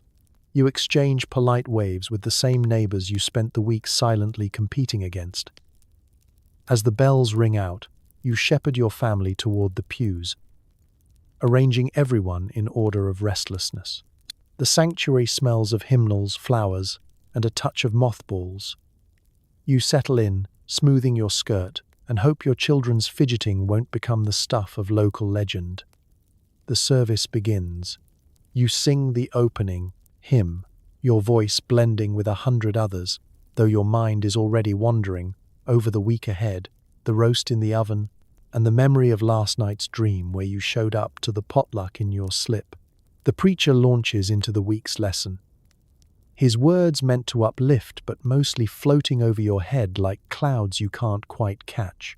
You nod along, eyes growing heavy, wondering if it would be rude to rest them just for a second. As the sermon drones on, you glance around and realize you're not the only one fighting the drowsy fog. Half the congregation looks glazed, eyelids drooping, heads bobbing like reluctant marionettes. The children are coloring in the bulletins, your husband is surreptitiously checking his watch, and the old woman in the next row is fast asleep, her snores rising in perfect counterpoint to the preacher's gentle monotone. You try to focus, pinching your palm beneath your glove, and whispering silent prayers for endurance. Give me strength, you plead, unsure if you mean spiritual or pharmaceutical. You replay every mistake of the past week, every raised voice and burnt casserole, every time you forgot to return a phone call. You promise, quietly, to do better, to be better. If only you can just stay awake. The ritual continues. Stand, sit, kneel, sing. The rhythm of tradition is comforting, even as you struggle to keep your thoughts in the present. The collection plate passes, and you drop in your offering, mentally calculating the week's grocery budget. The final hymn is announced, and you belt out How Great Thou Art with the desperate energy of someone who knows freedom is only 3 verses away. The closing benediction arrives. The congregation files out, stretching, chatting, and comparing notes on everything from weather to choir solos. In the parking lot, you pause to exchange pleasantries, careful not to let on how close you came to drooling on your hymn book. The children run ahead, freed from the quiet tyranny of tight shoes and whispered warnings. Back home, you peel off the stockings, loosen the girdle, and collapse on the couch. The roast is in the oven, the kids are sprawled on the rug, and for a brief moment, you let yourself sink into the silence. You reflect on the morning, a mix of reverence, routine, and exhaustion, patched over with a little grace and a lot of habit. In the end, Sundays aren't about perfection, but persistence. You show up, you sing, you pray, and you try not to fall asleep, because sometimes that's what faith looks like. Putting one foot in front of the other, even when your spirit and your eyelids are heavy. And maybe, just maybe, that's enough. In every home, there's a medicine cabinet filled with hope, denial, and a little bit of danger. You reflect on the miracle of chemistry and the curse of dependency, wondering if you're any happier or just better medicated. Let's open the mirrored cabinet above your pink-tiled sink, a sacred reliquary of mid-century survival tools. Inside, in neat rows, are bottles with names that sound like lullabies and promises. There are pills for nerves, pills for sleep, pills for pain, and pills for when life simply gets too loud. Each label is a little badge of modernity, a sign that science is finally listening to women. And also, quietly, a reminder that even the strongest need help to get through the day. You weren't alone in this ritual. From the city to the suburbs, American housewives lined up in doctors' offices, describing tiredness or trouble sleeping in gentle euphemisms. The white-coated doctors nodded with grave understanding, scribbling prescriptions with the assurance of men who believed every problem could be solved with a new kind of pill. And why not? The magazines were full of ads promising that these tiny tablets would soothe the soul and calm the chaos. For when you can't face another day of laundry, read one, next to a smiling woman in a spotless apron. The science, the government, and your best friend's advice all agreed this was progress. But with every miracle, there is a shadow. You start your morning with a pick-me-up and end your evening with a settle-me-down, all carefully measured and tucked away from little hands. You become an expert in dosages, timing, and the subtle difference between just enough and a little too much. The days slide by in a gentle blur, chores performed with the efficient detachment of someone watching herself from a distance. On good days, the house sparkles and the children's laughter fills the rooms. On bad days, you sit in the bathroom, the door locked, staring at the pale blue tablet in your palm and hoping the world outside can wait just a few more minutes. You notice, over time, the way the conversation changes at coffee mornings and PTA meetings. Women share tips on the best doctors and the newest prescriptions. The old anxieties. Am I a good wife? Am I a good mother? Don't vanish. But they quiet down. You nod along, sipping weak coffee, marveling at how no one ever calls this what it is. Coping, chemical style. The whispers about dependency are faint, easily drowned out by the chorus of, "Oh, it's just something the doctor gave me for my nerves." There's a strange kind of camaraderie in the knowledge that nearly every household in your block is running on some blend of science and hope. Even so, there's also isolation. No one talks openly about the nights when the pills don't work, when sleep won't come, or when the colors in the medicine cabinet start to blend together. You wonder if the relief you feel is genuine, or if it's just the temporary hush of symptoms pushed under the rug. Is this happiness, or just the absence of panic? But the pills keep coming. The pharmacist smiles, the doctor reassures, and the world keeps spinning. You tell yourself it's only for a little while, just until things get easier, just until the kids are older, just until you can breathe again. You measure your progress by the days you only need one pill. By the afternoons you can skip a dose. You celebrate the victories, small and silent, even as you sense the dependence growing, a vine curling quietly in the dark. And yet, somehow, you keep going. You wake up, you cook, you clean, you love your family with a heart that sometimes feels heavy and sometimes, miraculously, light. The revolution isn't loud. It's quiet, incremental, and slightly sedated, a generation of mothers, armed with little helpers, carrying the weight of their worlds in silence and in color-coded bottles. The labels warn of drowsiness. But nobody mentions the creeping sense that you're living life in a fog.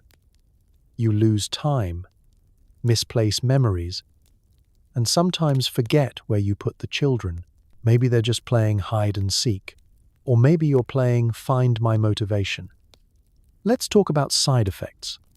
Those tiny disclaimers on the bottles in your medicine cabinet that no one actually reads until it's too late. Drowsiness? Sure. Dizziness? Occasionally.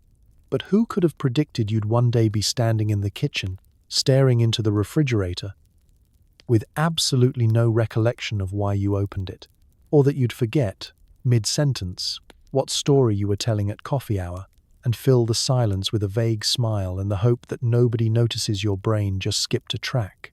The days become a blur, with events slipping out of your grasp like soap in a hot bath. You set out to do the laundry, only to find yourself reorganizing the linen closet, then folding towels, then wondering if you ever started the wash in the first place. The clock jumps from morning to afternoon in a single, untraceable leap. Your children seem to grow an inch every week, and you swear you remember their first words, but can't recall what they said at breakfast this morning. You search for your keys, only to find them chilling in the freezer, right next to the package of peas you were supposed to use for last night's casserole. The mood swings sneak up on you, too. One moment you're humming along to the radio, convinced you've finally cracked the code to suburban serenity.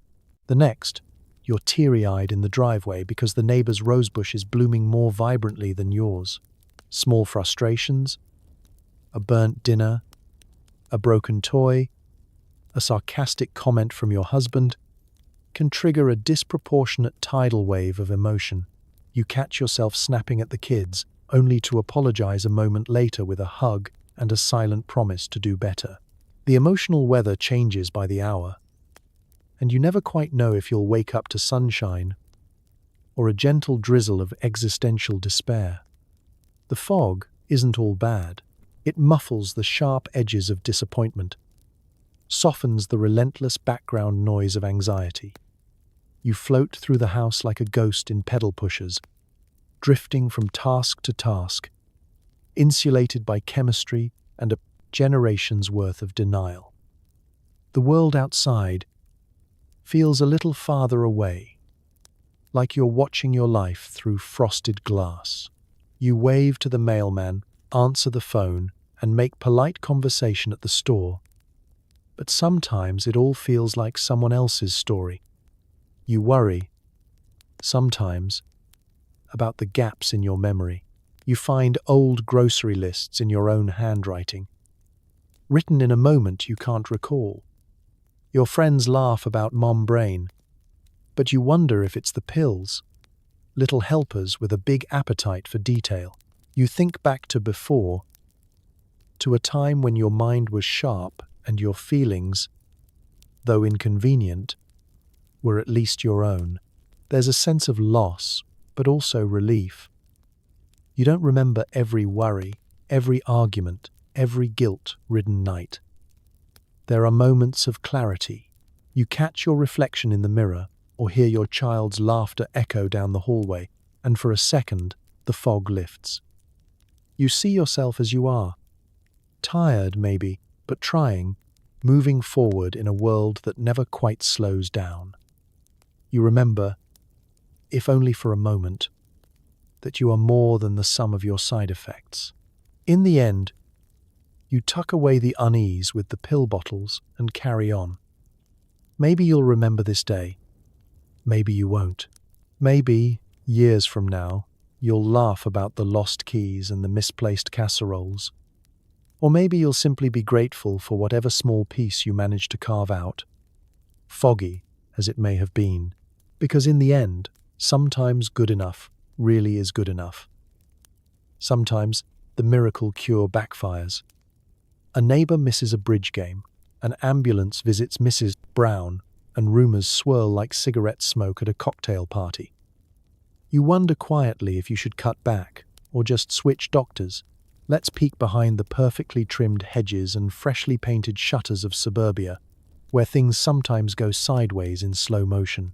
You hear the stories first in whispers, softer than the hum of your refrigerator, quieter than the clink of pill bottles in the medicine cabinet. Someone's mother took a spill and had to rest for a few days. Mrs. Goldstein just needs to stay at her sister's for a while. Nobody uses the word overdose. That would be uncivilized. Instead, it's exhaustion, nerves, a touch of female trouble. The language of disaster is always polite. But every so often, the facade cracks. It starts small. A missed coffee morning, an unanswered phone call, a casserole dish left unreturned for too long. You notice Mrs. Brown's curtains are drawn all afternoon. Then one day, an ambulance pulls up, quietly, almost apologetically, its lights flashing against the pale pink siding of her house. The neighbors step outside, drawn to the spectacle and yet determined not to stare. The children are shooed back inside. The adults murmur, "I hope she's all right," though what they're really thinking is, "I hope that never happens to me." Rumors begin before the ambulance has even left. Was it her heart, the flu? Or perhaps, as Mrs. Peterson says over the phone, something in her medicine cabinet got the better of her. You nod sympathetically, voice low, as if the pills themselves might be listening. You remember seeing Mrs. Brown at the pharmacy last week, chatting with the pharmacist and smiling, a little too brightly. You wonder if anyone noticed how tired she looked, or how she lingered by the shelves of tranquilizers just a moment too long. Soon, everyone is on edge. You eye your own pillbox with new suspicion. Did you take one this morning? Or two? Did you skip lunch? Or was that yesterday? It's so easy to forget. The colors blur together. The instructions start to seem more like suggestions. The very pills that promised clarity and calm can turn on you if you're not careful. You count and recount, telling yourself it's just caution, not paranoia. The scandals trickle through town. Sometimes they're swept under the rug. Other times, they linger, like Mrs.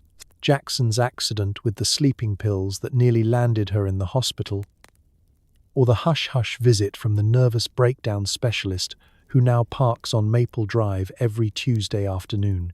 You watch and wonder if, deep down, everyone is a little bit afraid of their own reflection in the medicine cabinet. And yet, life goes on. The casseroles get delivered, the bridge games resume, the jokes at cocktail parties grow a little darker, a little sharper. Doctor's orders, someone quips, raising a glass, and everyone laughs, a shade too loudly. You wonder if you should stop, or just ask for a smaller dose, or a newer pill, or a second opinion from a doctor who doesn't write scripts quite so quickly. You promise yourself you'll be careful. You'll keep better track. Cut back if you can. Watch for warning signs. But the days are long, and the pressure to appear fine is relentless.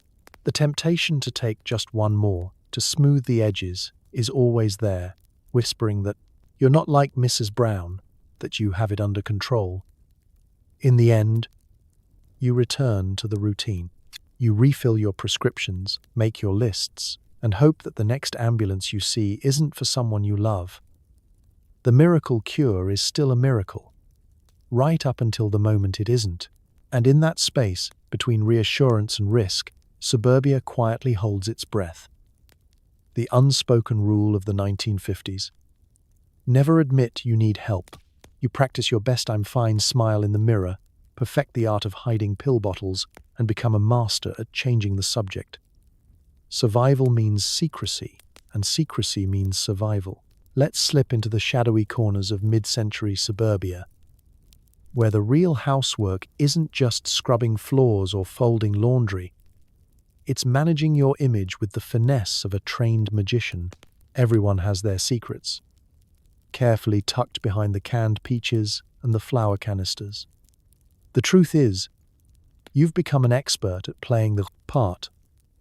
A quick change artist flitting between domestic goddess, smiling neighbor, and the silent, shivering woman in the bathroom with the cabinet door locked. You keep your pill bottles in clever places. Inside the sewing kit, in a coffee tin at the back of the pantry, wedged between stacks of unused bridge scorecards, you learn which outfits have pockets deep enough for a spare tablet or two.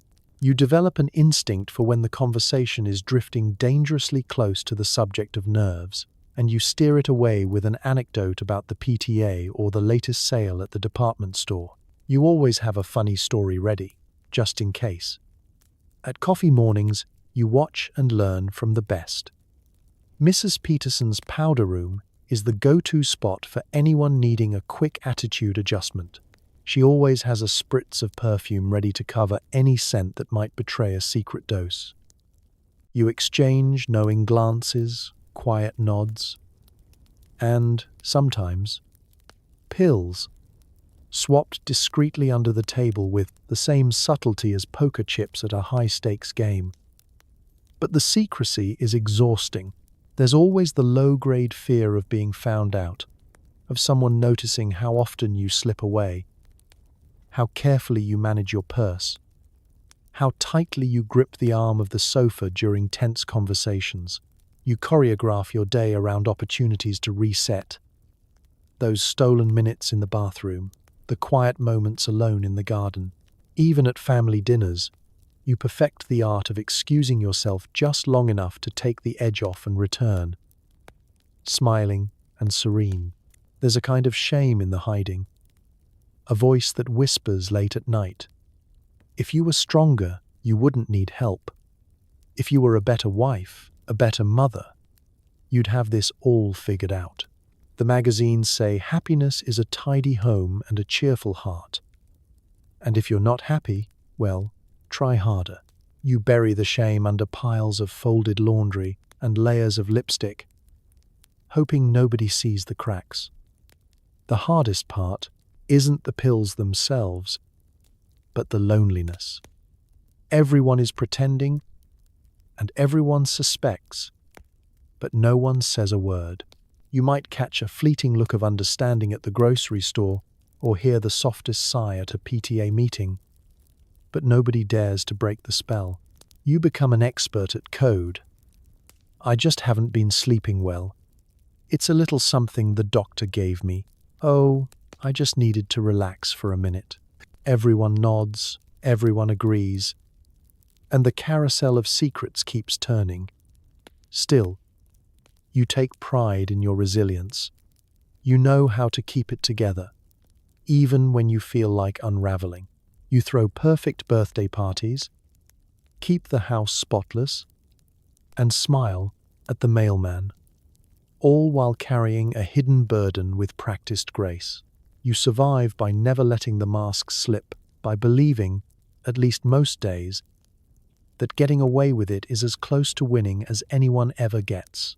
And so you continue, hiding, deflecting, surviving.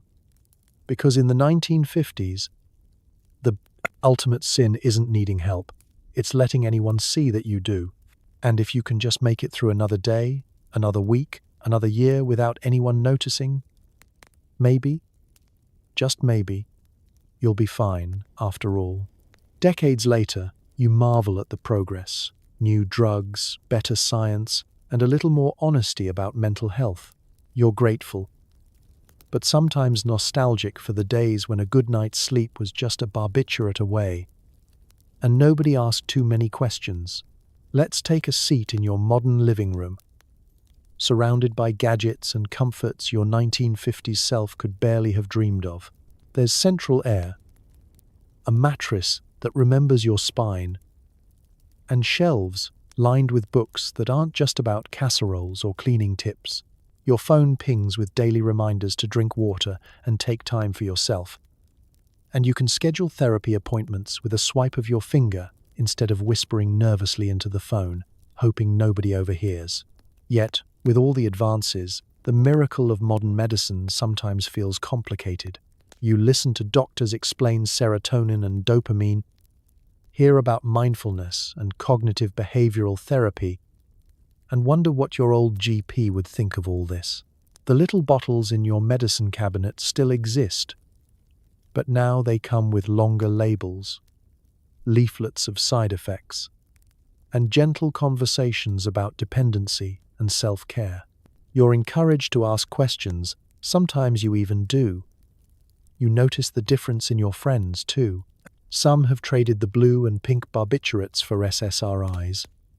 Some have gone all natural. And some have simply decided that a glass of red wine and a well-timed nap is as much help as they want. The secretiveness has faded, replaced by book clubs that actually discuss the hard stuff. Anxiety, loss, the never-ending tightrope walk of balancing ambition with contentment.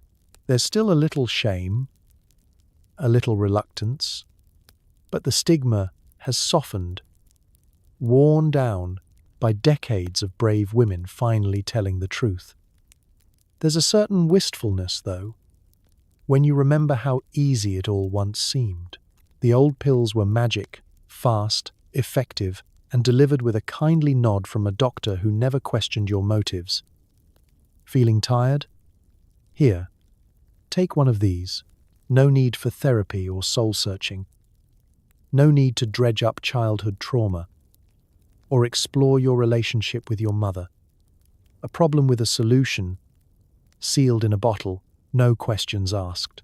But you also remember the downsides, the lost afternoons, the fuzzy memories, the hush-hush ambulance visits on your block.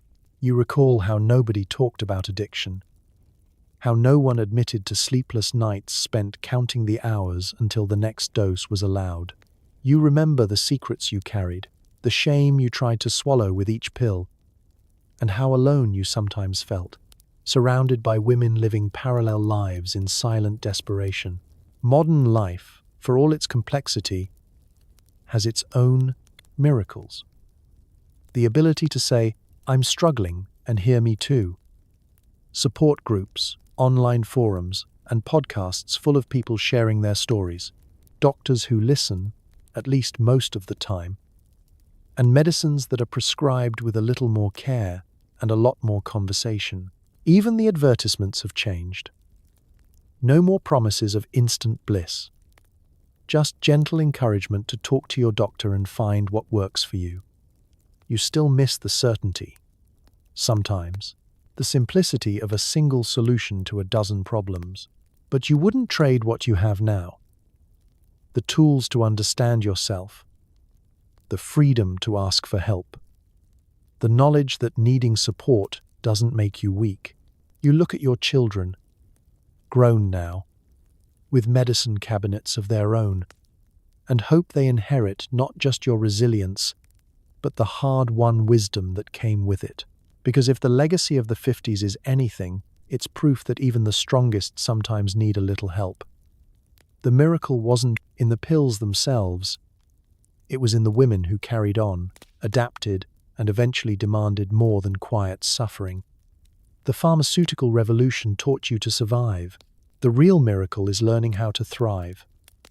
The day is over. The house is quiet. And you finally climb into bed. As sleep washes over you, with a little help, you drift off to the comforting thought that tomorrow will be just like today, only slightly blurrier. The American dream, now available in time-release capsules. Let's slip into this moment. The lamp on your nightstand glows softly, throwing golden halos over the stack of magazines you never quite finish. Your bedroom, still humming faintly with the echoes of daily chaos, feels like a sanctuary. You fluff the pillow, slide beneath cool sheets, and breathe in the clean, powdery scent of fresh laundry mixed with a faint trace of talcum. The rest of the world is on pause. The kids are sleeping, the kitchen is tidy enough, and even your husband's snoring seems, for once, almost soothing. You take your place in this nightly ritual, one last glass of water, a book cracked open, and of course, the quiet click of the pillbox. The blue one tonight, as always.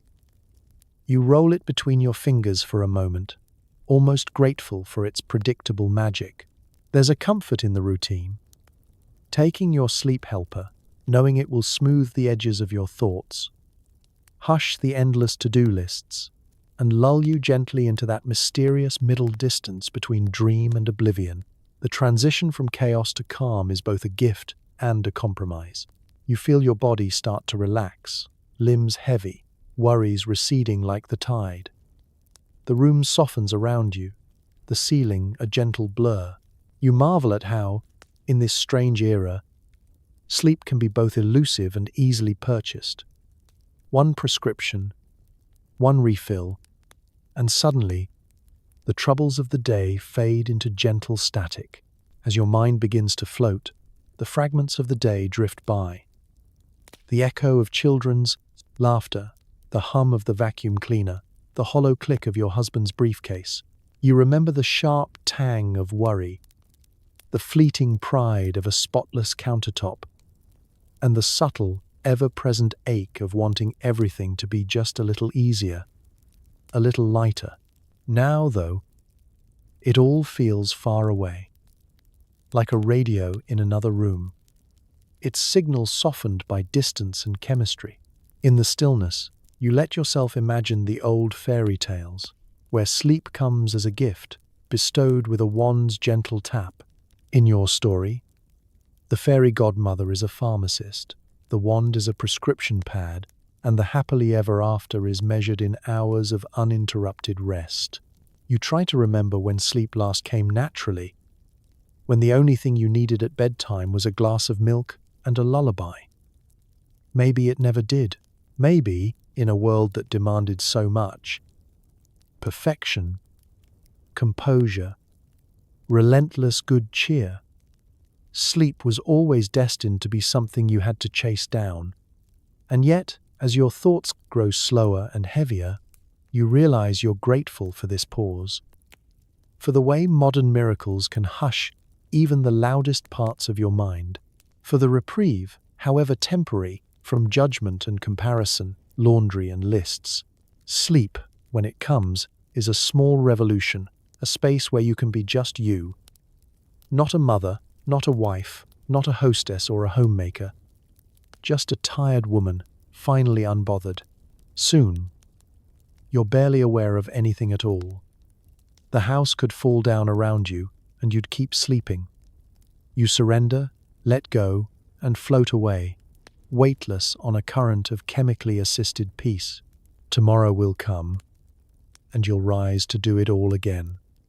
But for now, you rest, wrapped in quiet, soft light, and the hazy comfort that, for one night, the world can wait. Sleep, finally, at last. The children gather on the freshly mowed lawn, sticky with popsicle residue and half feral from too many Saturday cartoons.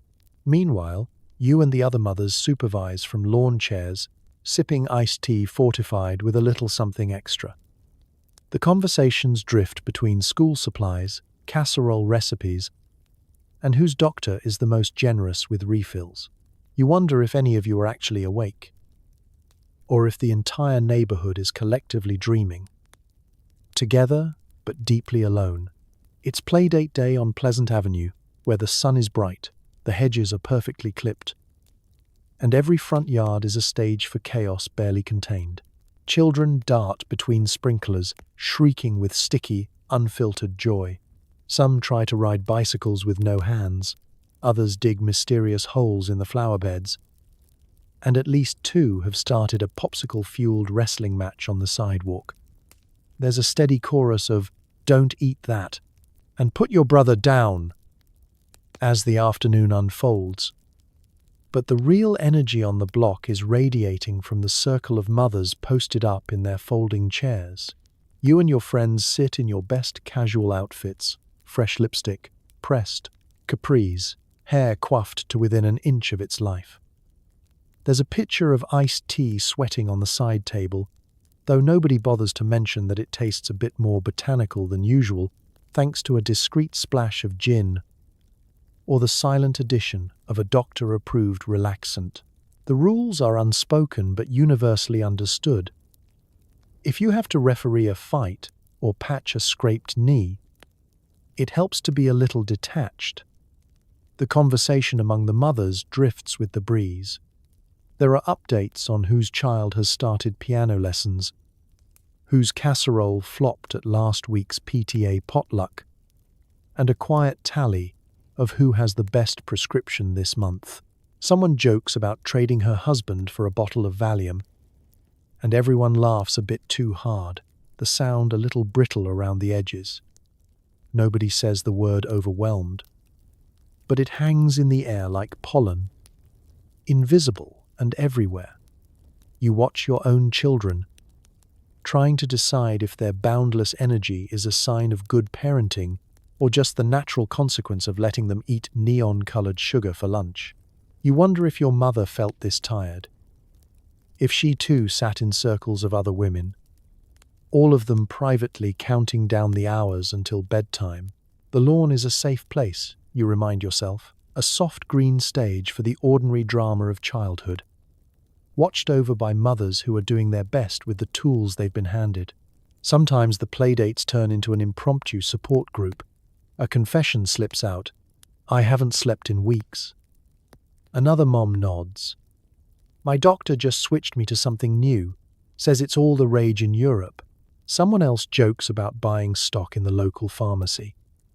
The laughter is softer now, less brittle, tinged with the relief that comes from knowing you're not alone in your exhaustion. You share tips for disguising vegetables in casseroles, swapping recipes that are half food, half survival strategy. There's comfort in the ritual, passing around a plate of cookies, complimenting someone's new shoes, lamenting the state of the school playground. Underneath, though, is the understanding that everyone is just trying to hold it together. One pill, one cup of tea, one afternoon at a time.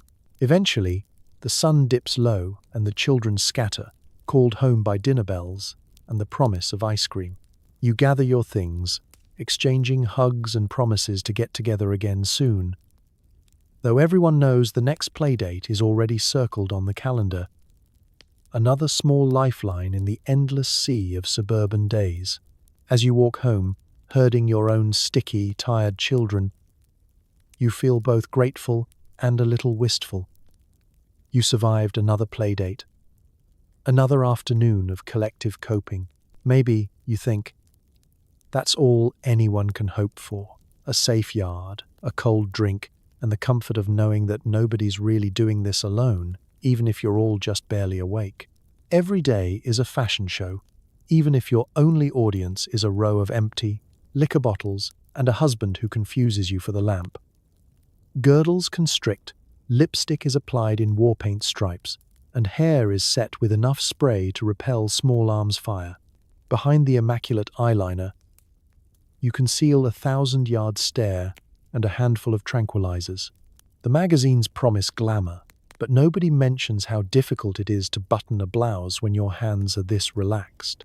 Let's stand in front of your closet, where the hangers creak under the weight of pastel shirtwaists, starched blouses, and A-line skirts.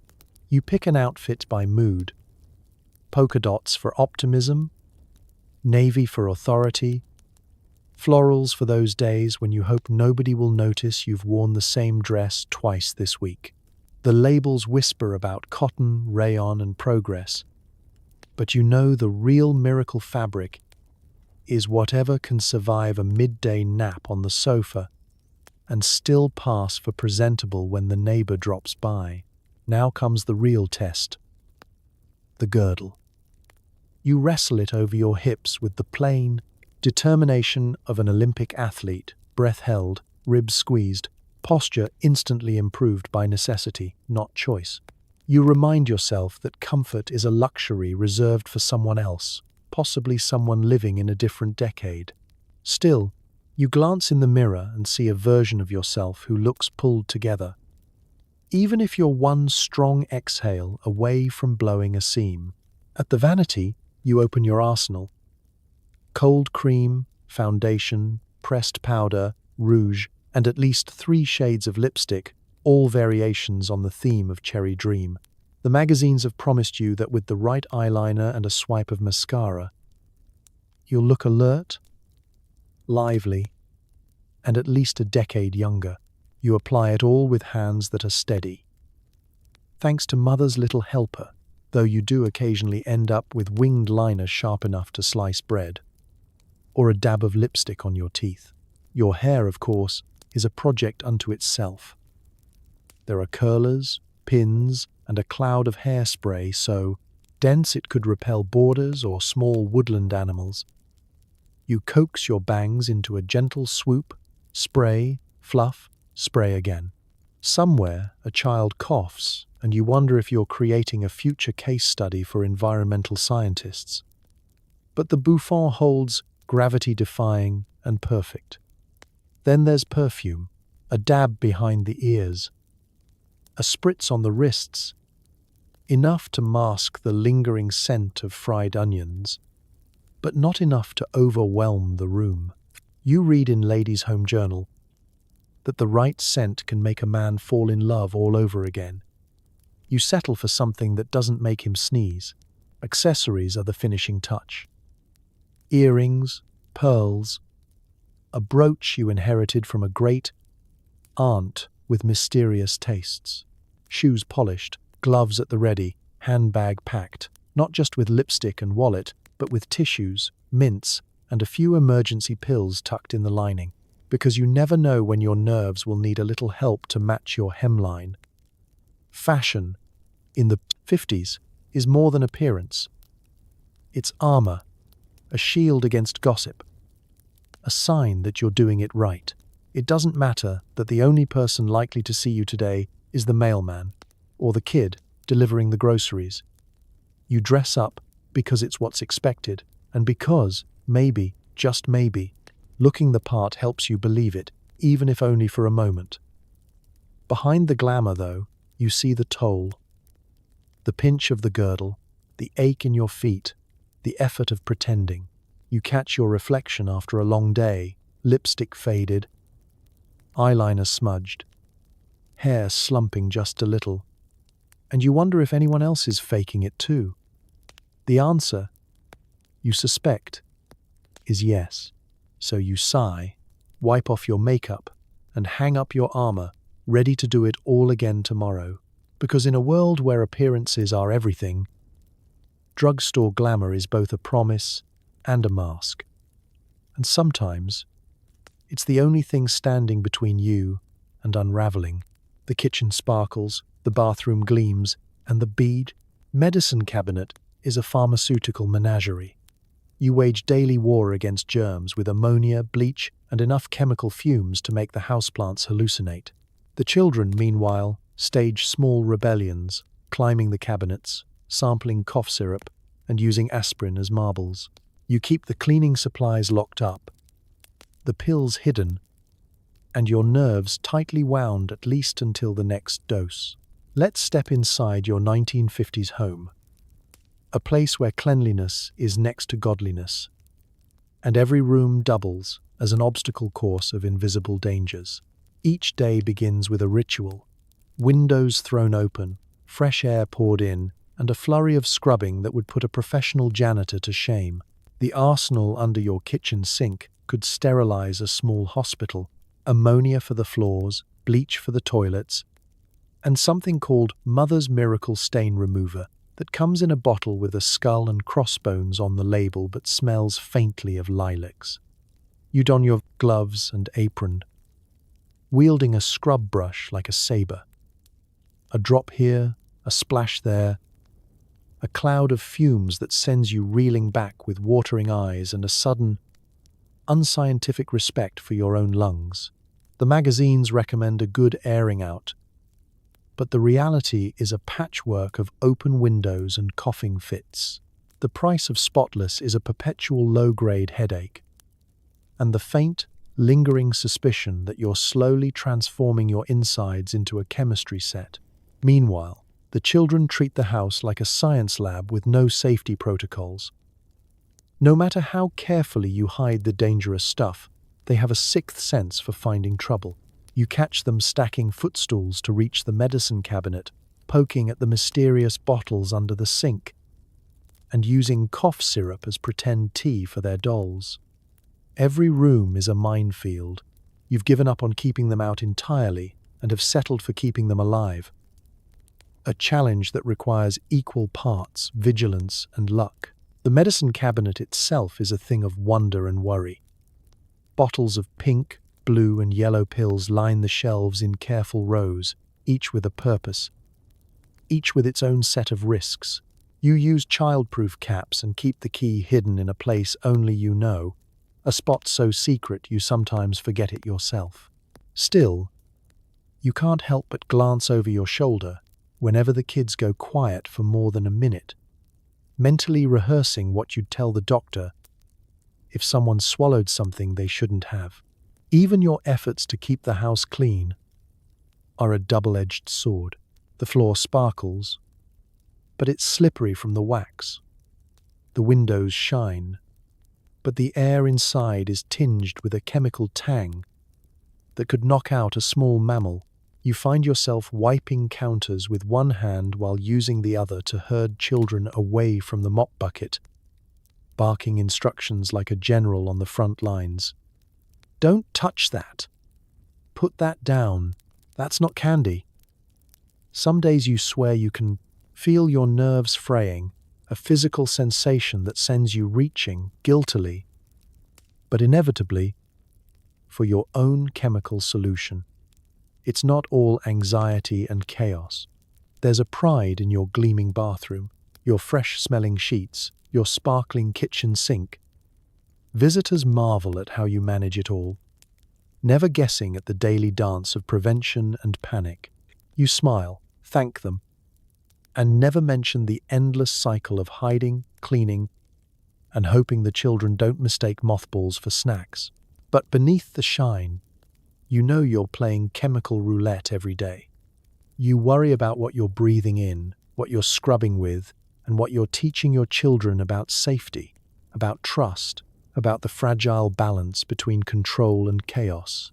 At night, you fall into bed, exhausted and a little lightheaded, telling yourself that tomorrow you'll buy fewer cleaning products, lock things up tighter, and maybe just let the dust bunnies win a round or two. Because in this house, survival means more than just cleanliness. It's about navigating hazards with a steady hand, a quick mind, and the ever-present hope that your next dose of patience, luck, or mother's little helper will see you through another spotless, slightly hazardous day.